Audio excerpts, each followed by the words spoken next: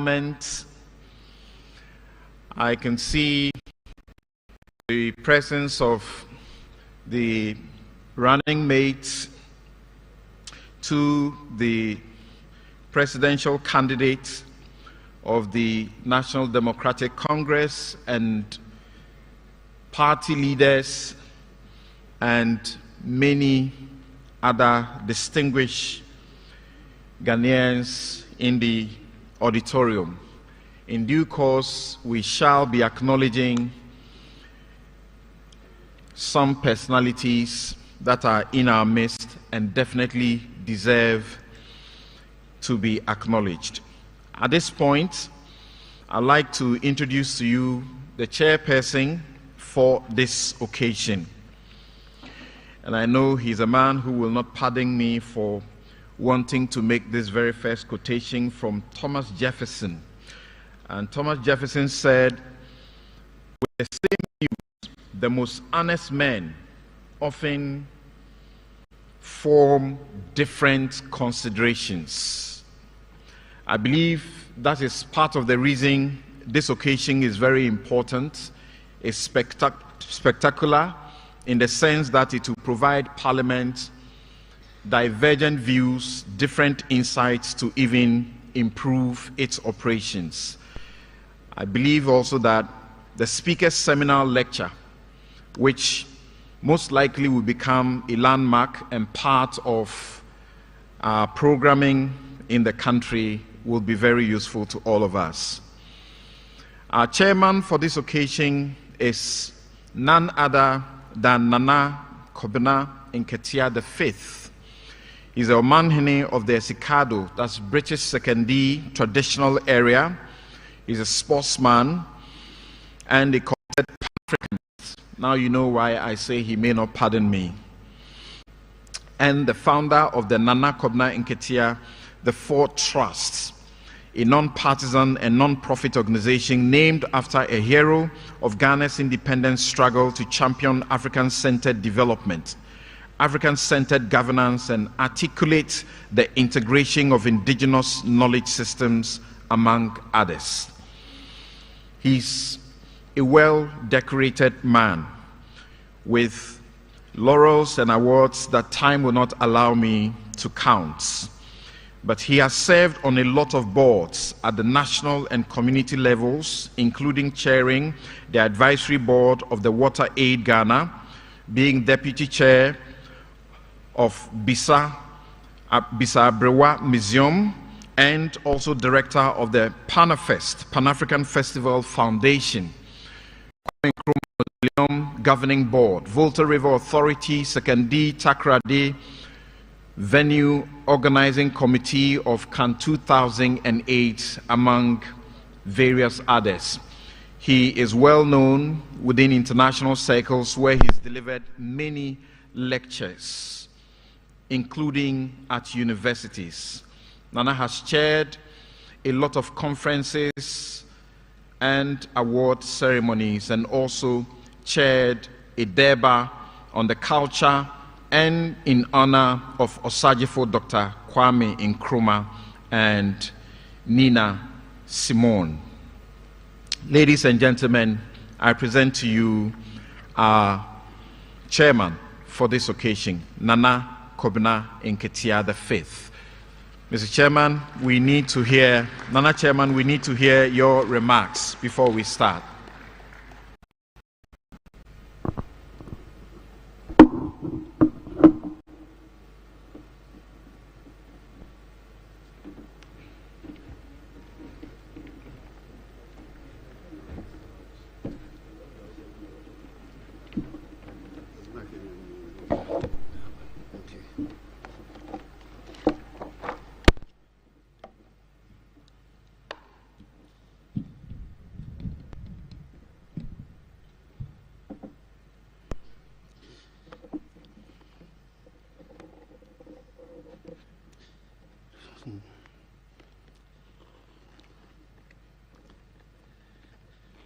The Right Honourable Speaker of Parliament, the Deputy, is that also Right Honourable?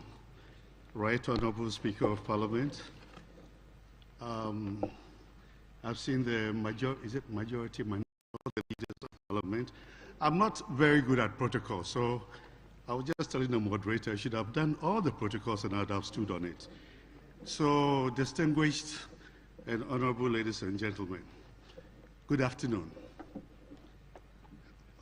On the 10th of October 2020, I was very fortunate to be in Laura when the President of Ghana was commissioned the VRA's 6.5 megawatt solar energy plant.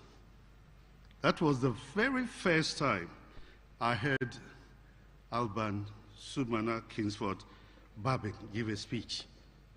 Very brief, non-partisan, but it was filled with the wisdom of what the science of nation building and nationhood should be like.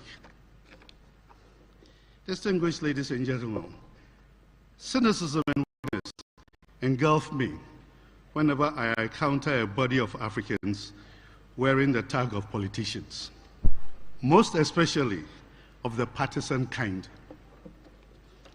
Partisan spectacles usually provide a jaundiced view of the meaning of Africa and nationhood, and when centered in adversarial politics, becomes a quest for hegemonic relationships that energize social divisions, mutilate ideas of holistic development, create configurations of oppression, whilst promoted violence in tandem with a culture of sadism and death.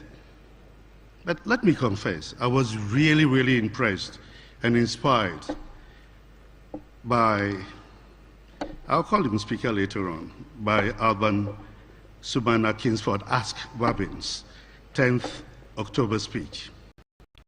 That's a very humble and unimportant act. In the hope of encouraging that line of thought in Africa, I went over to him after the event and expressed my rather insignificant gratitude. Once I was sitting next to him, I said, "Do you remember that?" He says he doesn't remember. So it tells you how insignificant it was. Thereafter, I did a personal inquiry on Babin. Those who know him spoke about his integrity and sincerity. In keeping with our progressive development, and I use the word progressive in quotes, our well seems to be meandering into the veils of hypocrisy, and truth is gradually becoming rarefied. Therefore, these two Babin qualities, perhaps he has more, you would know better, have become exceptional in our existence. It would be sad if he loses or sells them, since times change and people change. But principles must always be adhered to and kept rigidly. A people are known as a people because of the principles they manifest. Babin's sincerity and integrity underlie my personal reason for honoring this invitation. But, ladies and gentlemen, one may humbly inquire what are the principles or values manifested by the people who identify themselves as Ghanaians? What values do we find in the Ghanaian DNA? Are Ghanaian politicians or priests or parliamentarians or chiefs? For example, the models of Ghanaian values or principles? Please reflect on it. Thank you, Mr. for reputed sincerity and integrity. I publicly thank you for that very inspiring and brilliant speech, which began with the end in mind. Nonetheless, I must also confess that I have wondered why I accepted to be here. Currently, I'm engaged in a hilarious but very absorbing research about Africa's marginalized indigenous institutions. I'm enwrapped by the marvelous wealth of my ancestral worldview, epistemology and ontology, and revel in the magnificence of the all-embracing philosophy of Ubuntu. Therefore, it has been very difficult disengaging from that stream of consciousness and merging that with our current neo-colonial existence with a complementary deepening of our coloniality, which in itself is a stamp of cultural capitalism. Honorables, of course, through Western indoctrination systems, which some of us call education, we are now imbued with the wisdom of Eurocentrism. We have cheerfully discarded ancestral thought and knowledge systems. In the name of an undefined progress, we, the educated Africans, I hope I'm educated, are elevating our nationhood through the wisdom of ideologies or philosophies labeled as social democracy and liberal democracy. The House of Parliament has become the shrine for the ascertainment and worship of the social or liberal democratic gods, as their faithful devotees espouse such philosophies. Ordinarily, distinguished ladies and gentlemen, Parliament seems like a rubber stamp of the wishes of the partisan government in power. This reality brings the separation of powers into question. I must confess again my learning deficiency. I've seen someone like Okujetua Blakwa here, one of my young men. I have a disability in accepting that a partisan government can speak or act on behalf of all the people of Ghana. Perhaps, after this public confession, somebody like Joe Wise, Honorable Joe Wise, will find time to come and educate me, and so that this troubling disability may stop. The acute partisanship seems to abhor voices of dissent. There seems to be a veneer of party fascism. It has been difficult to discern values, patriotism, shared value, and sense of common purpose. As a matter of fact, the House of Parliament appears to be devoid of a psychology of protecting Ghana. Ghana seems diminished. Interestingly, Kwekwanansi performances and tales have generated ominous amusement with regard to the rather thought-provoking split in the House of Parliament. This split has been a huge education on the nature or character of our House of Parliament and brought some understanding about the honor of the members of Parliament. They have invoked thoughts of Emil Durkheim's concept of anomy and what an analytical intellectual Chris Hedge defines as the state of rulelessness. The split has moved the House of Parliament into strange and stimulating futures, which also throw up more questions on the separation of powers as Parliament meets another body whose members are appointed by the sole prerogative of the President of the Republic of Ghana, the Supreme Court. In fact, ladies and gentlemen, in the quiet of my village, I remind oneself of the fact that, of the philosophy, and I'm quoting from the concept paper, the doctrine of separation of powers operates to divide the function of government among the three branches, executive, the legislature, and judiciary, which are separate and independent body. And this doctrine is usually credited to the great reasonable mind of Baron de Montesquieu. Montesquieu, for Africans, had a conviction, and you should never take this from your mind, the person on whose pillars you are standing on, that the peoples of Europe, in his Esprit de Loi, the peoples of Europe, having exterminated those of America, they had to make slaves of the people of Africa in order to use them to clear all that land. The people in question are black from head to toe. They have such flat noses, like mine, that it's almost impossible to pity them. We cannot put it into our minds that God, who is a wise being, has put a soul, especially a good soul, in an all-black body. The person that we talk about, the foundation of. Entering the Supreme Court building of the Republic of Ghana provides insight as to the meaning of Ghana's motto, freedom and justice. Pictures of former chief justices from the colonial period to the present pompously adorn some rooms, smugly exhibiting continuity. The only difference is that the contemporary judges, to use Montesquieu again, are black from head to toe, and they have such flat noses. As a matter of fact, Appearing in their crimson red robes and horsetail wigs, the ceremonial costumes of the Supreme Court justices are of parliamentary protocol whenever a head of state is giving his State of Nation address. It is quite picturesque. The costumes and the pictures could mistakenly be taken as outer exhibits of a mindset rooted in Europe, a subservient mindset articulating the oppressor's laws in the name of freedom.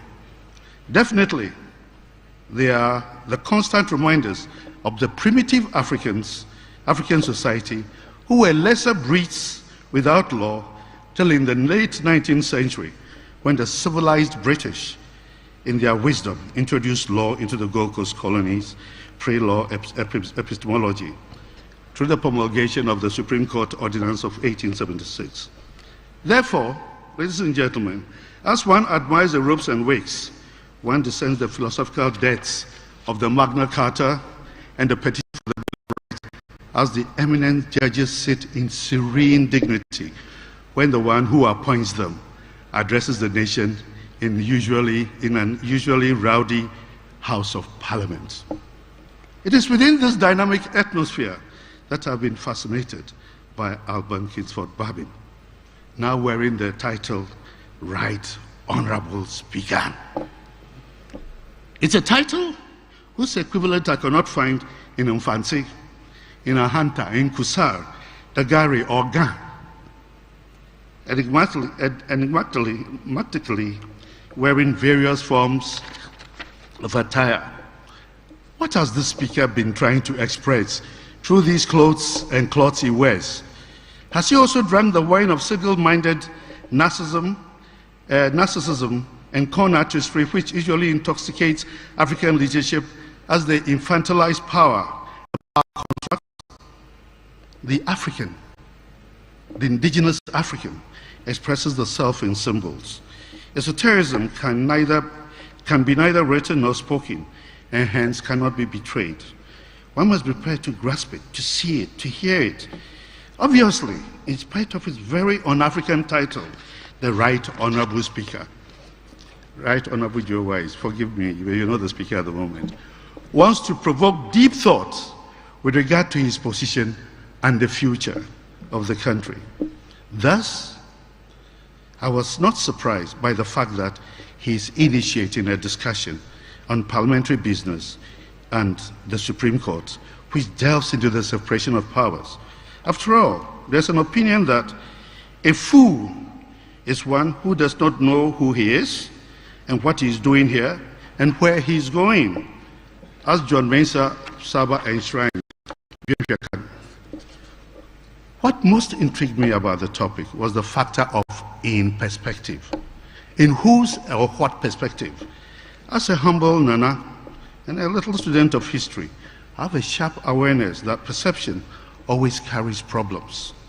It throws up the whole array of illusion and delusion. It brings in the question of selection and bias. It raises the heritage and culture of indoctrination and definition. It stimulates the geography of thought.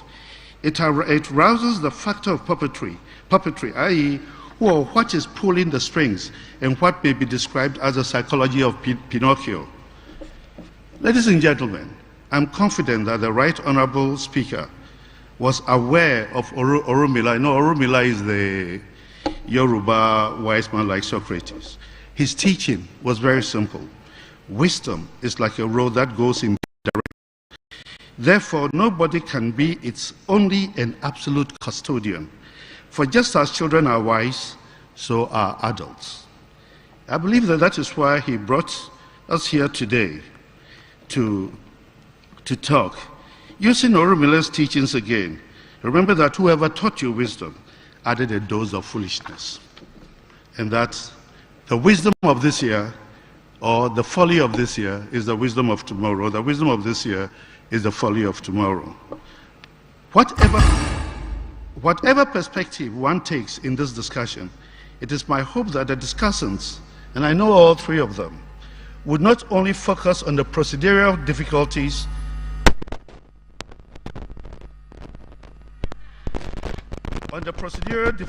being but most importantly, address how those challenges who are supposed to be represented and whose interests Parliament and the judiciary are meant to protect. Whose interests Parliament and the judiciary are meant to protect and enhance within the framework of the motto, freedom and justice. In your deliberations, please do not forget that the presidency is not about the occupants, but the people. Parliament is not about the members, but about the people. And the judiciary is not about the members, but also about the people. With that understanding, Mr. Speaker, I feel exceptionally humbled by the fact that this seminal discussion, initiated by you, an African Speaker of Parliament, for an indigenous, marginalized African servant like me, to be requested to chair this occasion, under the guardianship of Nana Yame or Mawuso Bolisa, the ancestors who taught that when reason is stretched to the limit, folly becomes inevitable, and the treasuring of African values, I humbly accept this honor. Thank you.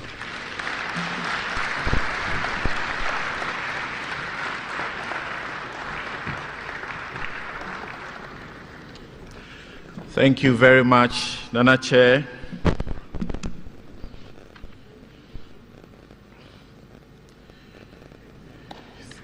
A round of applause once again for our chairman for this very important occasion.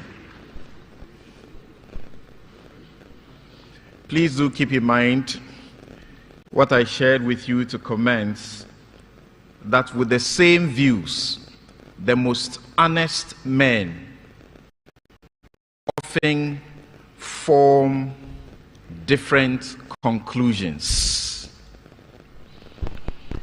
It will make a lot more sense to you even before we are done with this important program. One of America's best, a former Deputy Attorney General of Pennsylvania, and who has now taught the law and has written copiously in voluminous books about the questioning of the doctrine of the political question. Professor Robert F. Nagel observes that the judiciary's power to invalidate the decisions of other institutions should be reserved for those special occasions when some aberrant governmental action is emphatically inconsistent with the constitutional theory, text, and public understanding as expressed in prolonged practice. I borrowed a quotation from Justice Anthony Yeboah of the High Court of Ghana, late recently, in his book, The Alchemy of Social Justice, when he discussed the question, the political doctrine question, and he ended with this quotation as his conclusion, talking about judicial restraints. Ladies and gentlemen, on this note, we would like to hear from the leaders of Parliament. They will give us very brief remarks before we will take an interlude and hear from the Right Honourable Speaker, and then proceed to our keynote speaker as well as our distinguished discussants. I'll start by inviting the Honourable Minority Leader, and I've been at a dilemma as to understand why that title ought to be what it is, given the nature of the parliament we have. The Honourable Minority Leader, who is a lawyer by training, the Honourable Haruna Idrisu. Please, let's hear your brief remarks.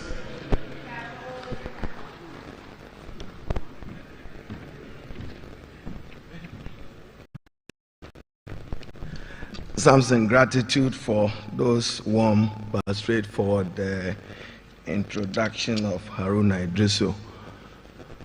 Nana Chairman, Nana Nketia, Right Honorable Speaker Alban Bagbin, First Deputy Speaker, the Honorable Joseph Osei-Owusu, Deputy Leader, the whips and leadership and colleague members of Parliament.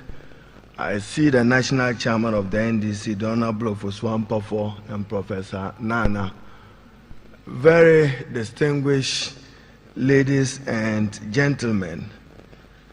You know, when they said I should come and make a remark, I was wondering whether I should not yield the floor to Deputy Leader Aveji, since I'm still before the Supreme Court in search for justice on a matter related to the relationship between Parliament and the judiciary.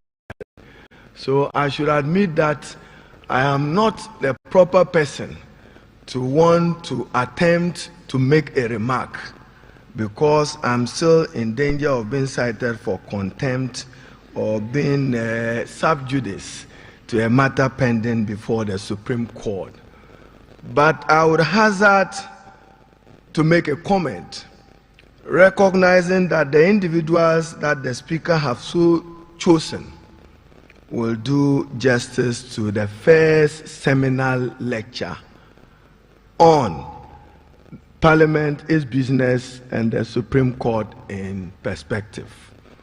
I should commend Speaker Alban Bagbin for this initiative and trust that leadership and members of Parliament will support him to institutionalize this for all other speakers going into the future. I'm sure Right Honorable Speaker Bagbin is in search for answers to three fundamental questions, but knowing the resource persons, mine would be, as I have said, to guess. Probably, Right Honorable Speaker Bagbin is asking for an academic elucidation of this topic to understand the relationship between the three organs of states and the balance of power. And probably to ask the more important question, is there harmony? And how can there be harmony in service of the Ghanaian people? To this extent, I associate myself with this seminal lecture. Probably Right Honorable and Parliament is also searching for answers to the question, where will you place Parliament in shaping the story on the coherent doctrine of separation of powers, in practice, in reality, and in doctrine? We look forward to the resource persons attempting to find answers to this. Should one organ of state interfere with the other organ of state? Probably we leave it to them. Our democracy is still young. If you look at what happened in the US in 1776 and what happened in France in 1791. But to paraphrase Chairman Nana Nketia, partisanship. I've always said that Parliament must remain a forum where right and wrong are debated, but right must prevail. Partisanship. Regrettably, Nana, it is not so for our Parliament since 1993. Perhaps that is why we need to understand this dialogue in order to understand what are the limitations to the exercise of the powers vested in each organ of state. So, Nana, you know I'm still partisan. I will not be like the Speaker. So I will end on a partisan note. When you have a majority walkout of 274 and numbers work out, and you are told that 138 cannot take a decision, and then you have another minority walkout of 136, and conspicuously known to you, 3 MPs are not there, whether it's mentioned as Ajua Safo or Jechikwesin or Kum at a clinic, then you are told that the decision was by a voice vote. How did the person the clinic participate in the voice vote to arrive at that decision. Now, Chairman. So when you see us walk to the Supreme Court, we walk there seeking for justice, and that the predictability of the law is as important as the predictability of justice. That what was not right yesterday cannot be right today. I thank you.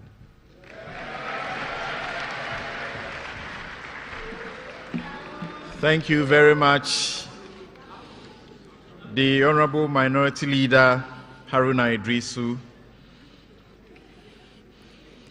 Ladies and gentlemen,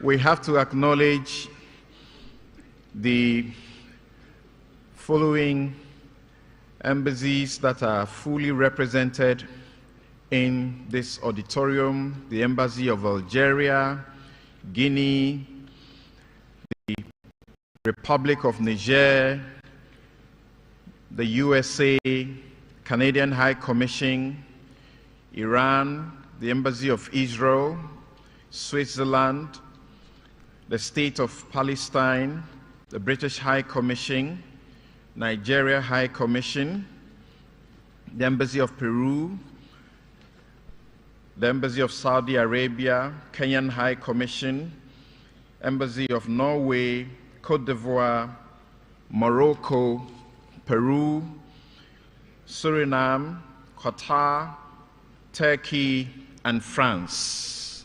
Your Excellencies, the Speaker is very grateful that you made time out of your precious schedules to be here this afternoon and participate in this program. This program is live on GTV, the state broadcaster, and is also on Parliament's official Facebook page. Parliament's official Facebook page is also being carried live by a number of radio and television stations I will acknowledge in due course. This is the Speaker's Seminal lecture series. I understand that for some unavoidable reasons, the Majority Leader is not here present yet. We were going to take the remarks of the Majority Leader. He's not present yet. So we'll proceed. As and when he comes in, he will be able to speak to us. Shall we take an interlude from the Shebre Musical and Cultural Troupe? The Shebre Musical and Cultural Troupe.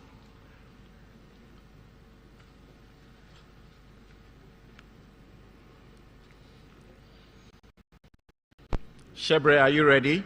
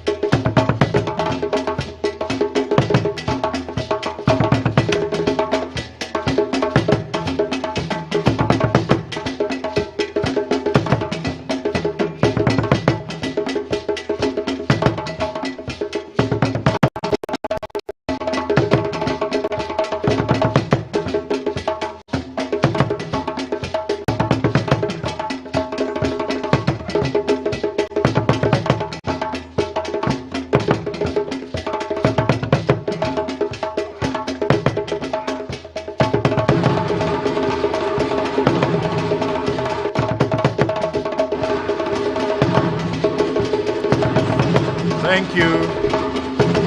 Thank you very much, Shebre. A round of applause for Shebre.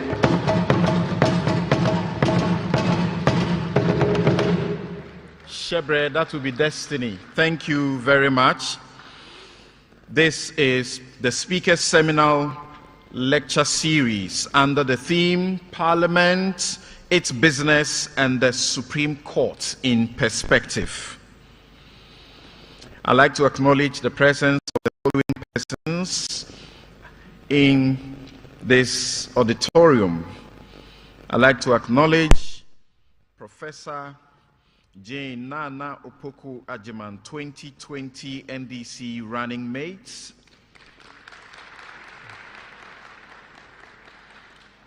I'd like to acknowledge the presence of the First Deputy Speaker, Joseph Osei Wusu. Thank you very much. Of course, we also have in our midst James Kluche Aveji, Deputy Minority Leader. We have Muntaka Mubarak, who is the Minority Chief Whip, and Ibrahim Ahmed, who is Deputy Minority Whip. We also have in our midst Nana Frimpoma, Chairperson of the CDP, and Mr. Samuel Ufosu Ampofo, Chairperson of the NDC. Thank you all so very much for making time to be here. We definitely are fully aware why we are here, but we are here under the invitation of the Speaker of Parliament, a man who has had an enduring and illustrious career in Parliament. After graduating from the University of Ghana, I happen to have been at the English department, and his name was told us. And after leaving the law school, he has told the world that he had retired and wanted to take a deserved rest. And circumstances meant that he had to be the Speaker of this Parliament, the 8th Parliament of the 4th Republic. Ladies and gentlemen, shall we welcome our guests to give us some remarks and tell us why we are here. The Right Honourable Alban Sumana Kingsford Bagbin.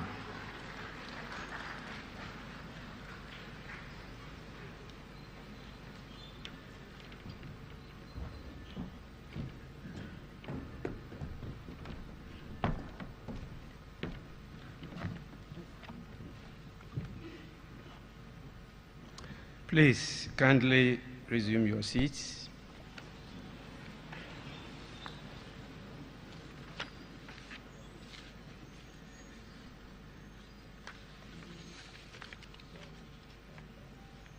I could have just, with your kind indulgence, adopted the existing protocol, but being the person that is the cause of the presence of all of you, it's important, with your kind permission, for me to mention a few of the dignitaries, our senior men and women that are here. I know you've heard, seen, and I'm sure by this time you are trying to understand who our chairman of this occasion is. Nana Professor Kobina Nkachia V, the Omahine of Esikado traditional area. The speech he gave definitely is more than food for thought. And many of the young ones might have been confused about all the things you mentioned, except the few that have read a few books about what Africa and what the world is. We also have my lords, spiritual and temporal, here with us, and we have our illustrious, distinguished, revered chiefs Nime, Namen, Nananum, Togbeo, Mamao, Namine, Napogba, and all those. Some have found time to come and be with us. And as you've been told, the running mate of the presidential candidate for the National Democratic Congress, in the person of Professor Jane Nana Opoku Ajiman, is also here with us. We have a number of ministers of state, and we have a host of them here. We've been given the names of our Excellencies, members of the diplomatic corps, and we are told that there are still more to be read to us. But it's important I acknowledge with great gratitude to the keynote speaker, Professor Ernest Kofi Abochi, who is the Dean of the Faculty of Law, University of Professional Studies, Accra, and the other distinguished discussants, lawyer Mr. Teddy Sori, Dr. Emmanuel Akwete, and Ms. Clara Berry Kasati. It's not been easy trying to get people to come out to be part of this forum because of perceptions, because of suspicions, because of distrust, because of the state in which we are. But we kept on. And these, I must say, courageous ones are prepared to bite the bullet and decided to come on. It's just people with prejudices, you know. But this is just a harmless forum for us to go beyond that. The perceptions, the suspicions, the prejudices, and to confront the real issues that we have decided for ourselves, to be able to improve our governance, not to keep on talking about good governance, but to go into what we call smart governance, that will see us through the current complexities of the world. So they agreed to lead us in this conversation. And so I want you to applaud their efforts for accepting to do so. We also have a number of former members of parliament. Some are now national executives and representatives of political parties here. We also have representatives of civil society organizations. And definitely, we have our clerk to parliament, the officers of parliament and staff of parliament with us here. We invited, and I saw that a number of the members of the Trade Union Congress are here. And more importantly, the future of the country, even though they belong to the president, they are the future leaders of our country. The law students from the various education institutions are here in their numbers to listen to the wise counsel of not just the speakers, but the personalities that they are going to meet here and interact with. There are a few words of wisdom that they will take along that will lead them through their lives. And our umbilical cord as a parliament, umbilical partners, the media are here, and I'm extremely grateful you are here to cover us live.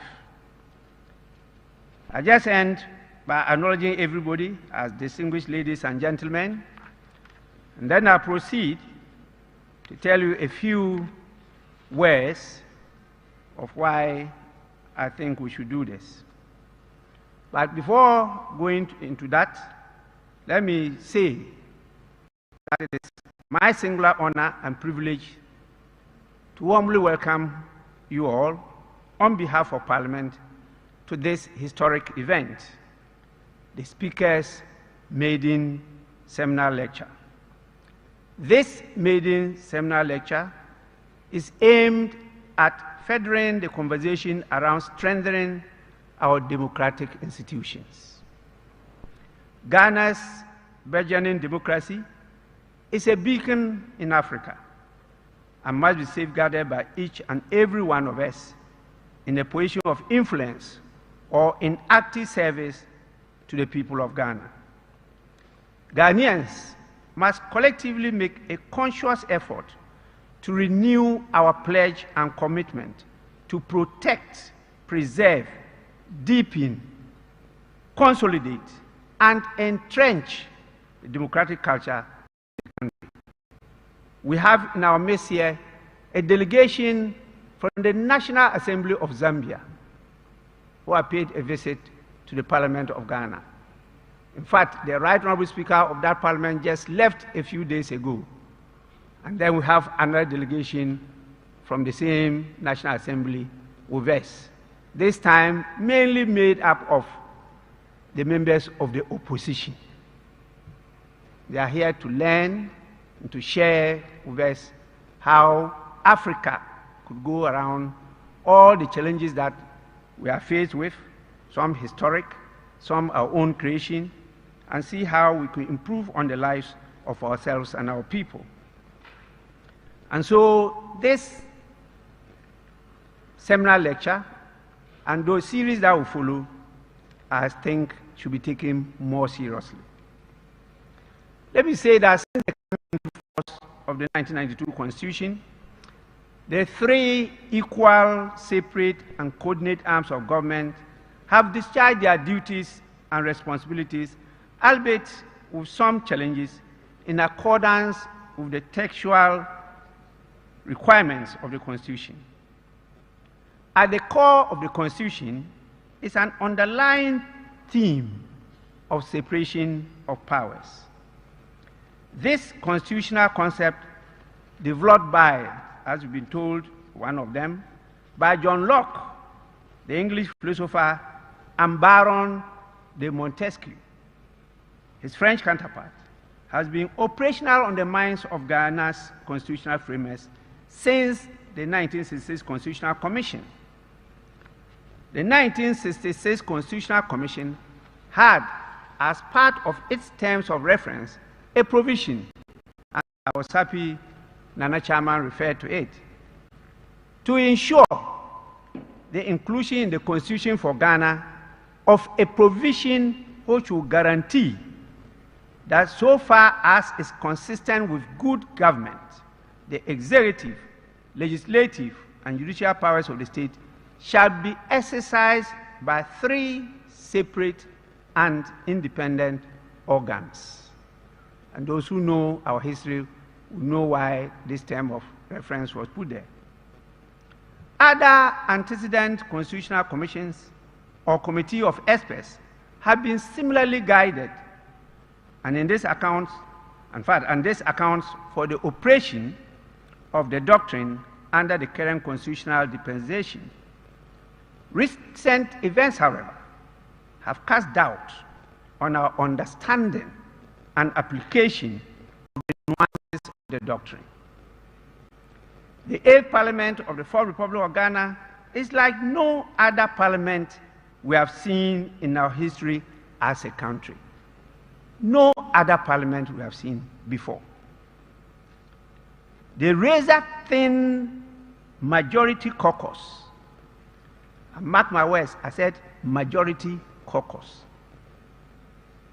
made a majority by just one person, enjoyed by the government party, the New Patriotic Party, as a result of the grace of the independent member of parliament for Femina and second deputy speaker of parliament. To do business with them has thrown up a lot of issues not previously seen under the tenure of other parliaments. This has been compounded by both the fact that the first and second deputy speakers hails from the same majority caucus and party roots. To top it up, the Speaker of Parliament is a product and a nominee of the party not in control of the executive arm of government. More importantly, the active player in all this scenario, the Member of Parliament, described by Professor Stefan Lindbergh as, and I quote, a hybrid with mixed effects, unquote. The Member of Parliament in Ghana is unique. It's very different from any other Member of Parliament all over the world. And I'm grateful that you gave me the opportunity to travel all over the world and be part and parcel of many, many parliaments in the world. He's not only to serve his constituents who elected him, he's not only to serve his party. The most important matter is to serve his nation. How are you going to serve these three masters when the concept of the hybrid system that you adopted has not given any clear mandate to the MP? The many of the systems that you see work, there's clear mandate. You go as a trustee or delegate. A trustee of the people, and therefore you are working for and on behalf of the people. And all the time you have to bend over to listen to them, to know what they want, what their hopes and aspirations are, and then use your capacity to make sure that you further that cause. That is the mandate operated by the Anglo-Saxon parliaments. The House of Commons had its bedrock from the imperative mandate. You go into the House of Commons representing your party. That is why the whip system is strong. So when the party says yes, you in the House of Commons cannot say no. They will deal with you. As one senior counsel said when a member of parliament in Ghana reacted. He said, we will deal with you. I don't know how a senior lawyer, practicing or not practicing, or a member of the Council of State can deal with a member of parliament. But this country has experienced such things. So this is the hybrid we opted for ourselves. And it's not only the parliamentary system and the executive system. We immerse it into our traditional system or notion of governance. That is the hodgepodge in which we operate from. So admittedly, many of us who are not active political actors find it difficult to decipher the complexity of such a combination. No wonder Parliament has on some occasions not discharged itself creditably. This has not been flattering on the country as a functional democracy. However, important steps have been and are being taken to ensure constructive ways of dialogue and consensus are pursued for the benefit of the common good. It is in this light that this lecture, dubbed the Speaker's Seminal Lecture, held under the auspices of my good office, is being organized to begin an honest, truthful, informed, and enlightened conversation. And this was one of the matters I used in searching for who could lead us in this conversation. I was looking for people who actually be honest, truthful, candid to the country without fear of it. And I'm happy to say we got these three gentlemen and a beautiful lady to lead us in the conversation. So the goal of today's lecture, the first in the series of many to come, is look at the concept of separation of powers, particularly the independence of Parliament and the applicability of the political question doctrine in Ghana's jurisprudence. We all know that this doctrine was started by the Supreme Court of the United States of America, and they developed the political question doctrine to help resolve political questions and define the relationship between the judiciary and the other branches of government. This doctrine posits, and I'm sure the keynote address will look at that. This doctrine posits that there are certain questions of constitutional law that are constitutionally committed to the elected branches of government for resolution, other than the judiciary, which is appointed. Today's lecture will be delivered by one of Ghana's foremost legal academics and authority on constitutional matters. We introduce Professor Ernest Kofi Abochi, a man I have admired from very far. Even before he got to the UPSA, we know where he was, and he spoke his mind, very clear, very candid, and focusing on the interests of the nation. Fortunately, I have not been able to brand him what party he belongs to. We will also have no doubt give opportunity to the public, because the conversation will continue after here. But we are joined by some more key stakeholders who have also distinguished themselves eminently in both legal practice, governance, and academia. And it's worth noting that the event is chaired by another esteemed, as we've been told, not just an academician, not just a historian, but a revered custodian of our culture and tradition. And that's one of the places where our as a country can be found. But unfortunately, because of what he talked about, the neo-colonialism, our mind is somewhere else, chasing the values of others, not our own. I am referring to no other person than the paramount chief of the Asikado traditional area. Asikado.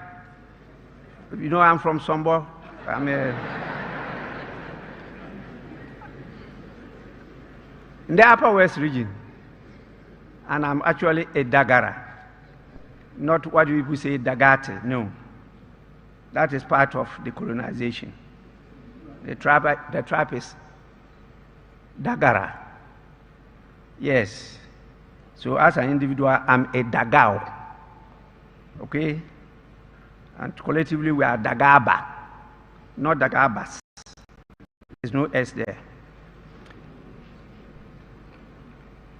Another chairman, clearly the objectives of the lecture include stimulating public debate on the recent challenges in Parliament that are affecting parliamentary business. It is meant to also explore ways by which Parliament as an institution could rely on to internally resolve its challenges, to facilitate the execution of its constitutional mandate without external regulation. We've been directed by the Supreme Court to revise our standing orders. You can disagree with the Supreme Court, but you must comply and obey. And so we have to comply and obey. And say we need to do that with the people who put us there. What we are doing there is not our business. As we've been told, is the business of the people. So additionally, this is meant to create a platform for many more civil society professionals to further evaluate the role other stakeholders can play in supporting Parliament to excel in its provision of services to the people. Nana Chairman, it is my hope and expectation that this series of lectures will serve as a springboard to a marketplace of ideas and healthy national discourse. Such national discourse is essential to a cross-fertilization of our diversity and plurality of interests in our search to find workable solutions to issues facing Ghana's democracy. Again, these lectures will bolster the confidence of Ghanaians in our collective efforts in nation building and a source of pride to see Parliament conduct its affairs in a manner that is consistent with our ever-evolving cultural, traditional, and democratic norms, ethics, values, and principles. I must say I'm looking forward to this lecture and the broader discussion that will ensue. I once more welcome you all to the Maiden Speakers Seminar Lecture, and I wish you an enjoyable and fruitful session. May the good Lord continue to be with us. I thank you all for your attention.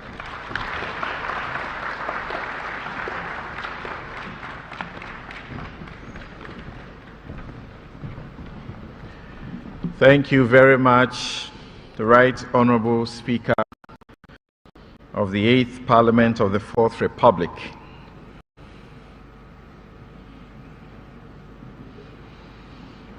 And thank you all so very much. Please, shall we put our hands together once again?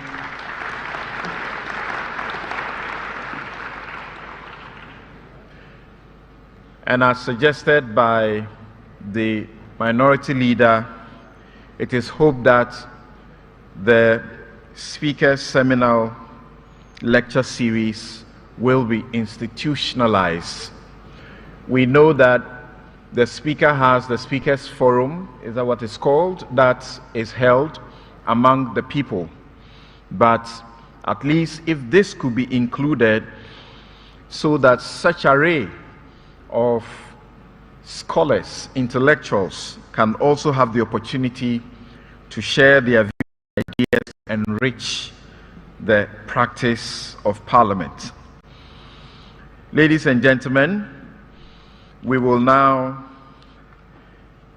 get our loins, get ready to listen to our keynote speaker. When he's done, we have discussants who will spend 15 minutes each to also share their views with us. Once they are done, you ultimately have the opportunity to ask questions. You could make some contributions as well. Our speaker for today is the Dean of the UPSA Law School and an Associate Professor of Comparative Constitutional Law and International Law, area of his PhD.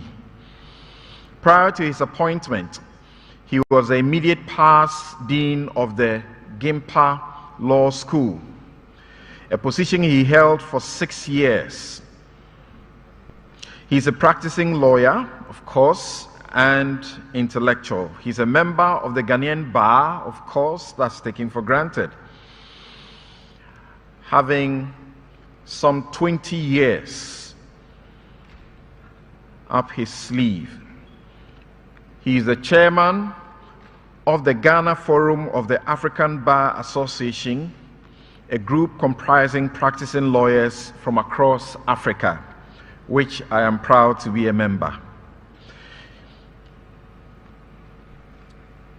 He had his master's law degree from the Harvard Law School in the United States,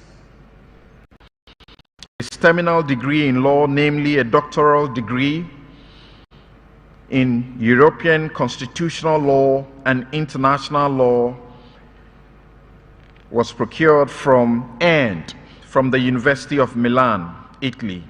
He's widely consulted and has been a visiting scholar and guest lecturer in leading European and American universities, including Oxford University, Fordham Law School, Indiana Law School, and the University of Milan.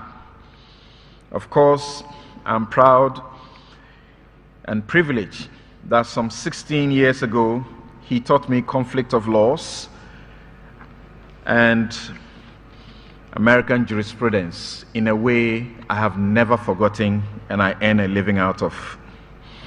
He has served on constitutional commissions and advised on reforms of the 1992 Ghanaian Constitution, as well as the structural reforms of key ministries and agencies of state.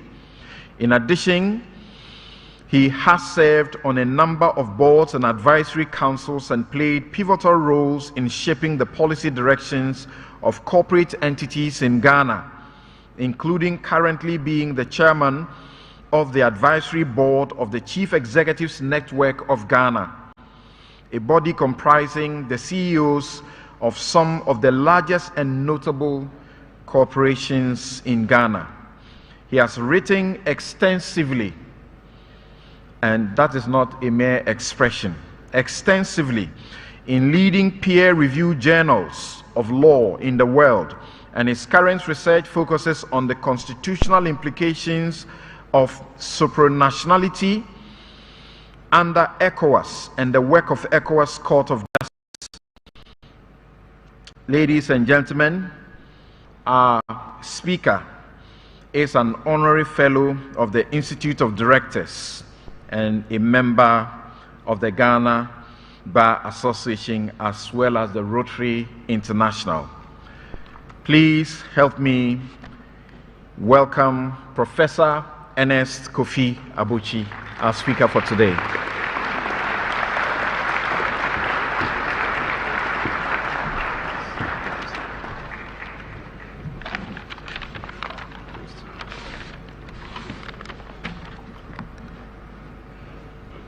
Nana Chairman, Nana Koblenkitia, Right Honorable Speaker of Parliament,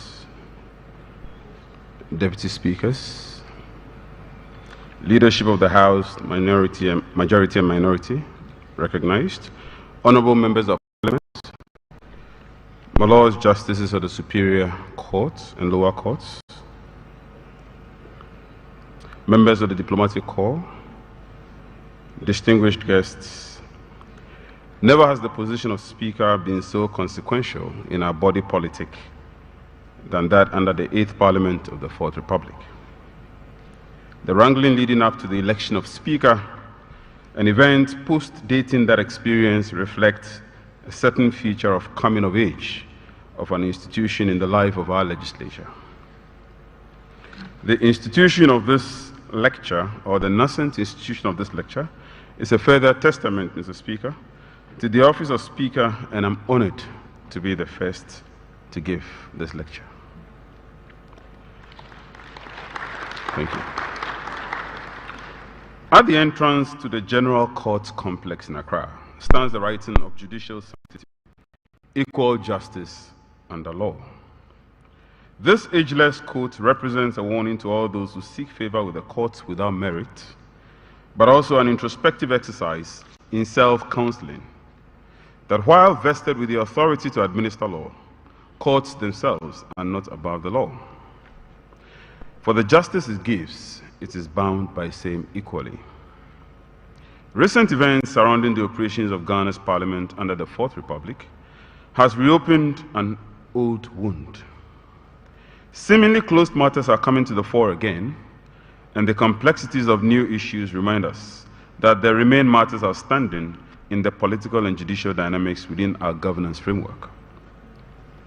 Having masterfully numbed the prospects of an open inter-institutional conflict through iconic decisions issued over the years, many court watchers are beginning to wonder if they haven't concluded too early on the question of the boundaries of judicial authority or power relative to the power of Parliament to self-regulate its affairs and enjoy institutional autonomy within the bounds of the Constitution. For some, this seeming conflict may sound both perplexing and bizarre given the rather clear tone in which judicial power is couched. For judicial power is vested in the judiciary, the Constitution says. But the issue also challenges any pervasive reviewer on another level, namely, the fact that Parliament, being the chief lawmaker, should not expect to be a law unto itself. That, accordingly, the view we hold, Parliament should expect to be subject to the declaratory power of the courts. The courts are the repository of judicial power and custodian of the law, leaves little emphasis. While other jurisdictions may have grappled with this from the early days of constitutional development, not the least of which is the United States and the United Kingdom, our framers have taken the issue out of the realm of controversy. The Ghanaian Supreme Court has the Ghanaian Constitution, has textually allocated the power to the Supreme Court and indicated that on all contested questions of law and constitutionality, pronouncements of the Supreme Court is final and dispositive. Vesting constitutional courts with ultimate power of adjudication has come to be accepted as an intrinsic good in itself in democracies. Courts have been seen as providing that needed balance to the political structures of states, and by their professional detachment, judges are seen as representing that steady hand needed through the law to ensure that governance through the rule of law ensures stability. While, therefore, the imperatives of imbuing courts with power to adjudicate have hardly, if ever, been doubted, the question of boundaries of judicial power and a healthy respect for interbranch relationship and authority has remained thorny in many countries for some time. Recent decisions of the Ghanaian court, the Ghanaian Apex Court, and open responses and feedback from persons and institutions of Parliament shows that the prospect of interbranch disharmony is certainly alive. The Speaker mentioned the fact that Parliament clearly has concerns. Much of Parliament's concerns have turned on the doctrine and principles of separation of powers and the boundaries for the exercise of judicial power. For advocates of judicial restraint in this vein argue that a doctrine of separation of powers as established under the Constitution necessarily constrains the Supreme Court in the extent to which it can exercise judicial power against other institutions with respect to the regulations of their businesses. Assertions of regulatory autonomy by the legislative branch against the judiciary is as old as constitutional governance itself and reflects the search for a principled relationship between the two entities in which the courts can be seen as respecting the operational integrity of Parliament without compromising its capacity to exercise judicial power. To the onlooker, this may sometimes look inconsequential in terms of the fact that the institutions of state are given to routine tensions. Given particularly the increasingly toxic political climate prevalent in the country today, decisions of the courts which impact political fortunes of the parties invariably tend to have cascading effects on other variables, and accordingly predicating these on broadly legitimate principles and boundaries of politics becomes crucial. Before going any further in this lecture, therefore, let's revisit some foundational principles of organic relationships in constitutional governance. In the structuring of a government, it would seem that Parliament is heavily invested with power and authority. The judiciary seems to be without power at all. From appointment through oversight, Parliament is empowered to be the centerpiece of Ghana's constitutional architecture. For example, Parliament vets major appointees of the executive and exacts accountability from all. Parliament controls the purse and can censure the executive and its officers. Parliament oversees our boundary delineation and superintends Ghana's electoral governance.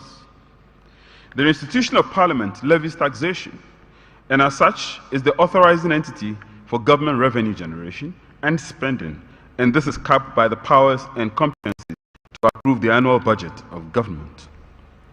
Its leading role in foreign policy is exemplified in its monopoly of legislation and the gatekeeping role over treaties and other international instruments, including commercial transactions. Parliament's overall capacity to summon the executive to answer questions in its management dynamics of the country makes it truly the repository of power and authority in governance scheme under the Fourth Republic. It is therefore no overstatement of reality to say that Parliament is king of all its surveys, the notable exception being the Constitution and the normative order established under it. These enormous powers of Parliament have inspired a great deal of surprise in the minds of many who have watched over the years as the institution has evolved into something of a weaker sibling of the executive. So how did we get here? This question, while partly answered in the opening paragraphs of this lecture, is the focus of this lecture, except to say at this stage that the peculiarities of the 8th Parliament has resulted in the upping of the internal stakes in Parliament, resulting in heated contestations of the institution's power blocks and influences. Should we be surprised or even worried about this development? For after all, unlike the executive, Parliament is fundamentally designed as a fragmented entity in operational terms, and this necessarily forces divisions on its work. The unique incidents surrounding the election of Speaker and the marginal numbers surrounding the distribution of majority and minority representations have ensured that the conflicts surrounding its internal governance have remained at an all-time high since the inauguration of the 8th Parliament of the Fourth Republic. Thus, Parliament's authority has inevitably, therefore, faced the querying jurisdiction of the court.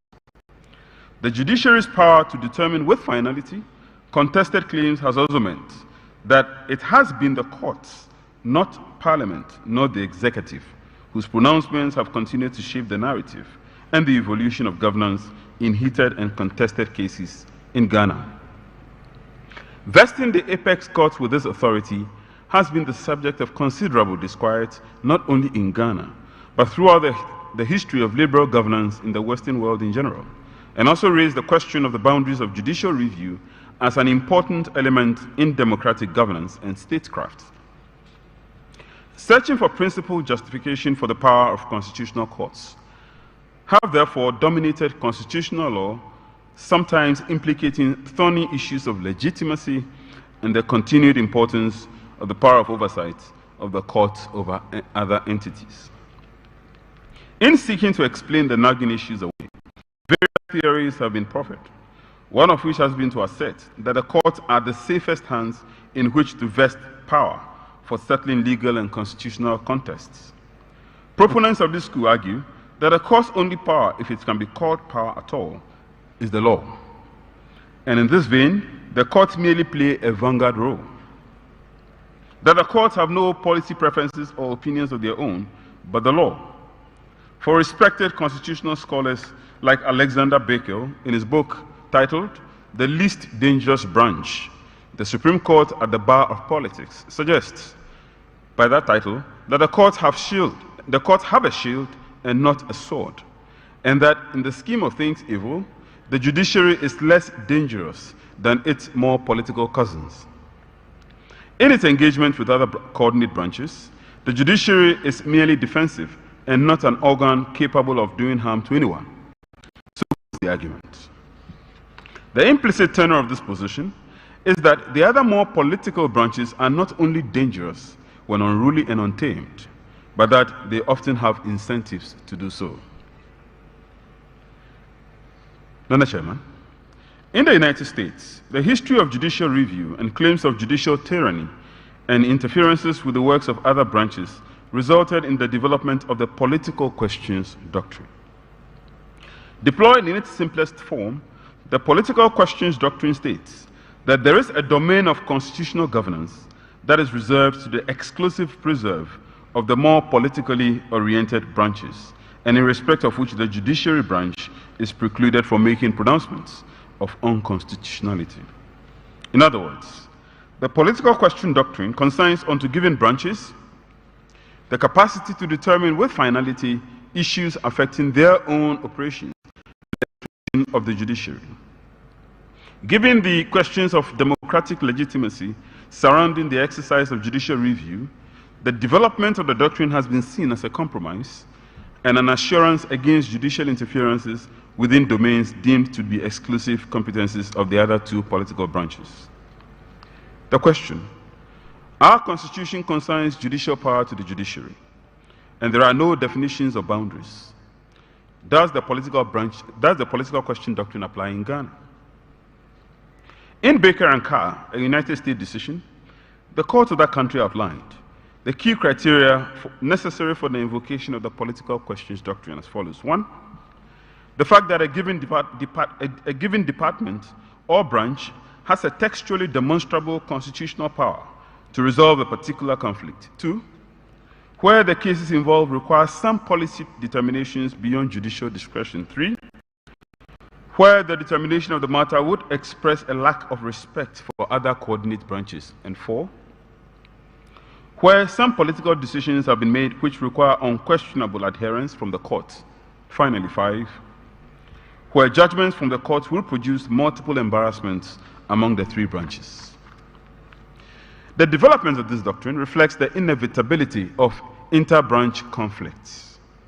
Removing some issues out of the sphere of judicial determination was seen as a way of showing healthy respect for the democratic legitimacy and political branches while obviating the prospect of unnecessary conflicts on key issues impacting the work of the legislative and executive branches relative to the judiciary.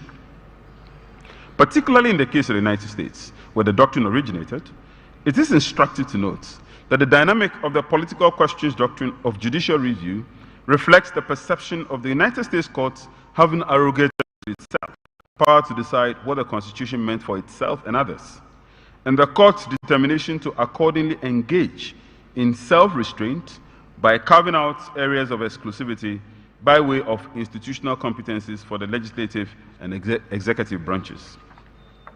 The doctrine is therefore predicated on the horizontal separation of powers, which is defined by respect for coordinate authority and interbranch equality. It is noteworthy, therefore, that scholars identify 2 strands of variants of the doctrine. The classical doctrine rooted in the text of constitutionalism. Under this, the court's capacity to make pronouncements affecting the other branches is limited to matters permitted by the text. The other being the prudential doctrine, based on the court's own conception of its competence and inability to deal with mainstream issues of policy and politics. Court applying the classical doctrine of political questions will only defer to the overriding authority of the political branches if and where they are convinced that a text or letter of the Constitution consigns particular issue to the exclusive determination of these branches to the exclusion of the judiciary. Thus applied, the Supreme Court appears to have followed this path and been rather strict in its conception of the political questions doctrine. Its jurisprudence appears to have evolved, and while its decisions in cases like Kwachi versus Attorney General and the Ghana Lotto Operators Association versus National Lottery Authority, the National Lotteries case, may have generally established a presumption in favor of justiciability, the court's resounding pronouncement in the NPP versus NPP into brackets the SIBA case versus Attorney General generally adumbrated a preference for the political questions doctrine. In that case, the court was unequivocal when it asserted that the directive principles of state policy were essentially political statements of intent, which were meant to guide the government of the day in achieving the ideal values of the Constitution and were accordingly not justiciable, unless, of course, a party can specifically establish before the court that the provision is replicated or backed elsewhere in the Constitution. The jurisprudential revolution occurred in the National Lotteries case, in which the court replaced its earlier deferral of jurisdiction with a lower standard of proof of jurisdiction by holding that there exists a presumption of justiciability of the principles unless otherwise established. Nana Chair, while these shifts in the positions of justiciability mark the court's broad position on the specific issue of the political questions doctrine's pronouncement, or the political questions doctrine, pronouncements on the court on the subject have at best been mixed, the court's actual posture appearing to tilt towards a conditional acceptance and application of the doctrine. The political questions doctrine may offer, in the view of its proponent, a few advantages to the working of government. For some, it not only saves emergent or functional democracies the incessant conflict between various organs on the questions of decisional autonomy, but also helps preserve the specialty of functions of the traditional organs or branches of government. Commenting on the operations of the political questions doctrine in American constitutional jurisprudence, in his article, Institutional Lessons from the 2000 Presidential Elections, Garrett noted that when institutions must become involved in majoritarian political decisions such as the election of president, it may be better to rely largely on the political branches than the judiciary for several reasons. This allocation of is preferable of the greater democratic credentials of Congress. In addition, there is a less often recognized advantage of institutional design enjoyed by the legislature. The legislature can adopt procedural frameworks to shape decision-making and restrain partisan opportunism before a particular controversy arises. Ellipsis, others have defended the Supreme Court's repeated intervention into the election contest as a courageous move to save the country from crisis. Courageous because the justices adopted an aggressive role at some risk to the reputation of the institution and themselves. Such fears of a political disaster are overstated, and they reflect an elitist distrust of the relatively messy arena of politics. Congress will not have discharged its responsibility to determine any election contest without some amount of heated rhetoric, opportunistic behavior, and a partisan wrangling. However, Congress has the ability to apply in a transparent and accountable manner. Clearly, the fact that our Supreme Court's jurisdiction in the determination of electoral disputes is textually grounded implies that specific aspects of Garrett's concern relative to the determination of electoral disputes must be limited to the context of the American situation. The general principles of his position may, however, hold true for Ghana. For his concern reflects the age-old worries surrounding courts' dispositions in liberal democracies as chambers of interpretive omnipotence with a capacity to navigate the turbulent waters of politics. It is for that reason that one of the principles enunciated in Baker and Carr is that a court should declare an issue to be caught by the web of the political questions doctrine if there aren't judicially manageable standards for its determination.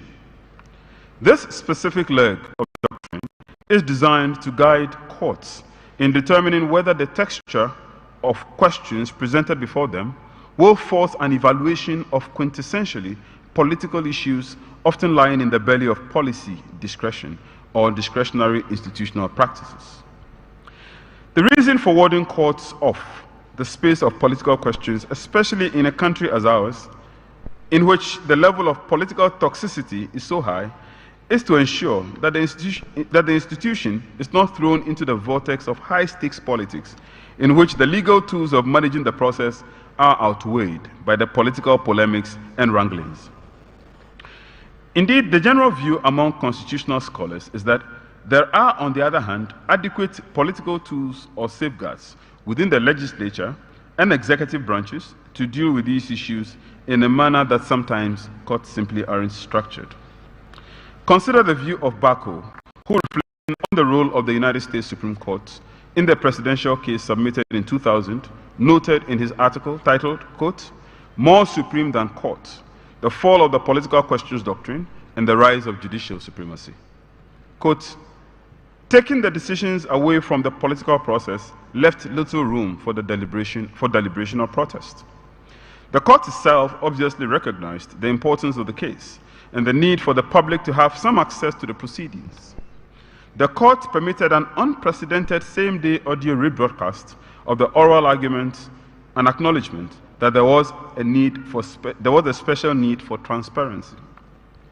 The court was injecting itself into the democratic process in a way that it had not done before, and therefore special public access seemed necessary. But the public never heard the court's deliberations as it would have if Congress had resolved the controversy. Because the Supreme Court justices hold their terms for life, the people cannot express their discontent or satisfaction at the ballot box.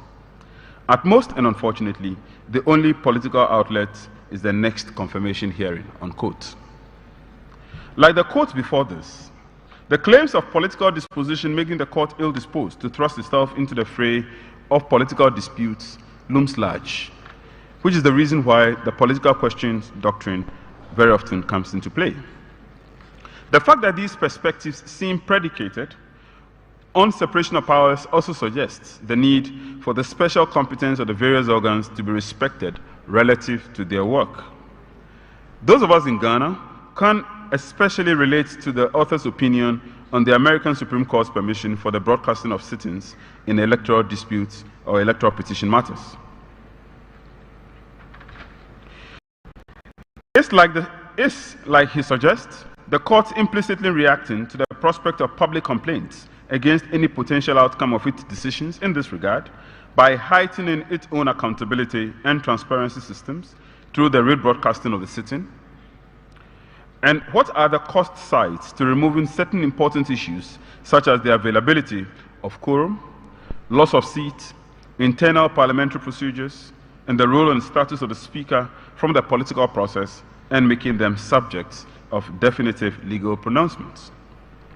These positions support the broad view that a framework of government founded on majoritarian rule necessarily consigns some decisions to the exclusive determination of elected officials, and that the appointed character of judges' position makes them sometimes unsuitable.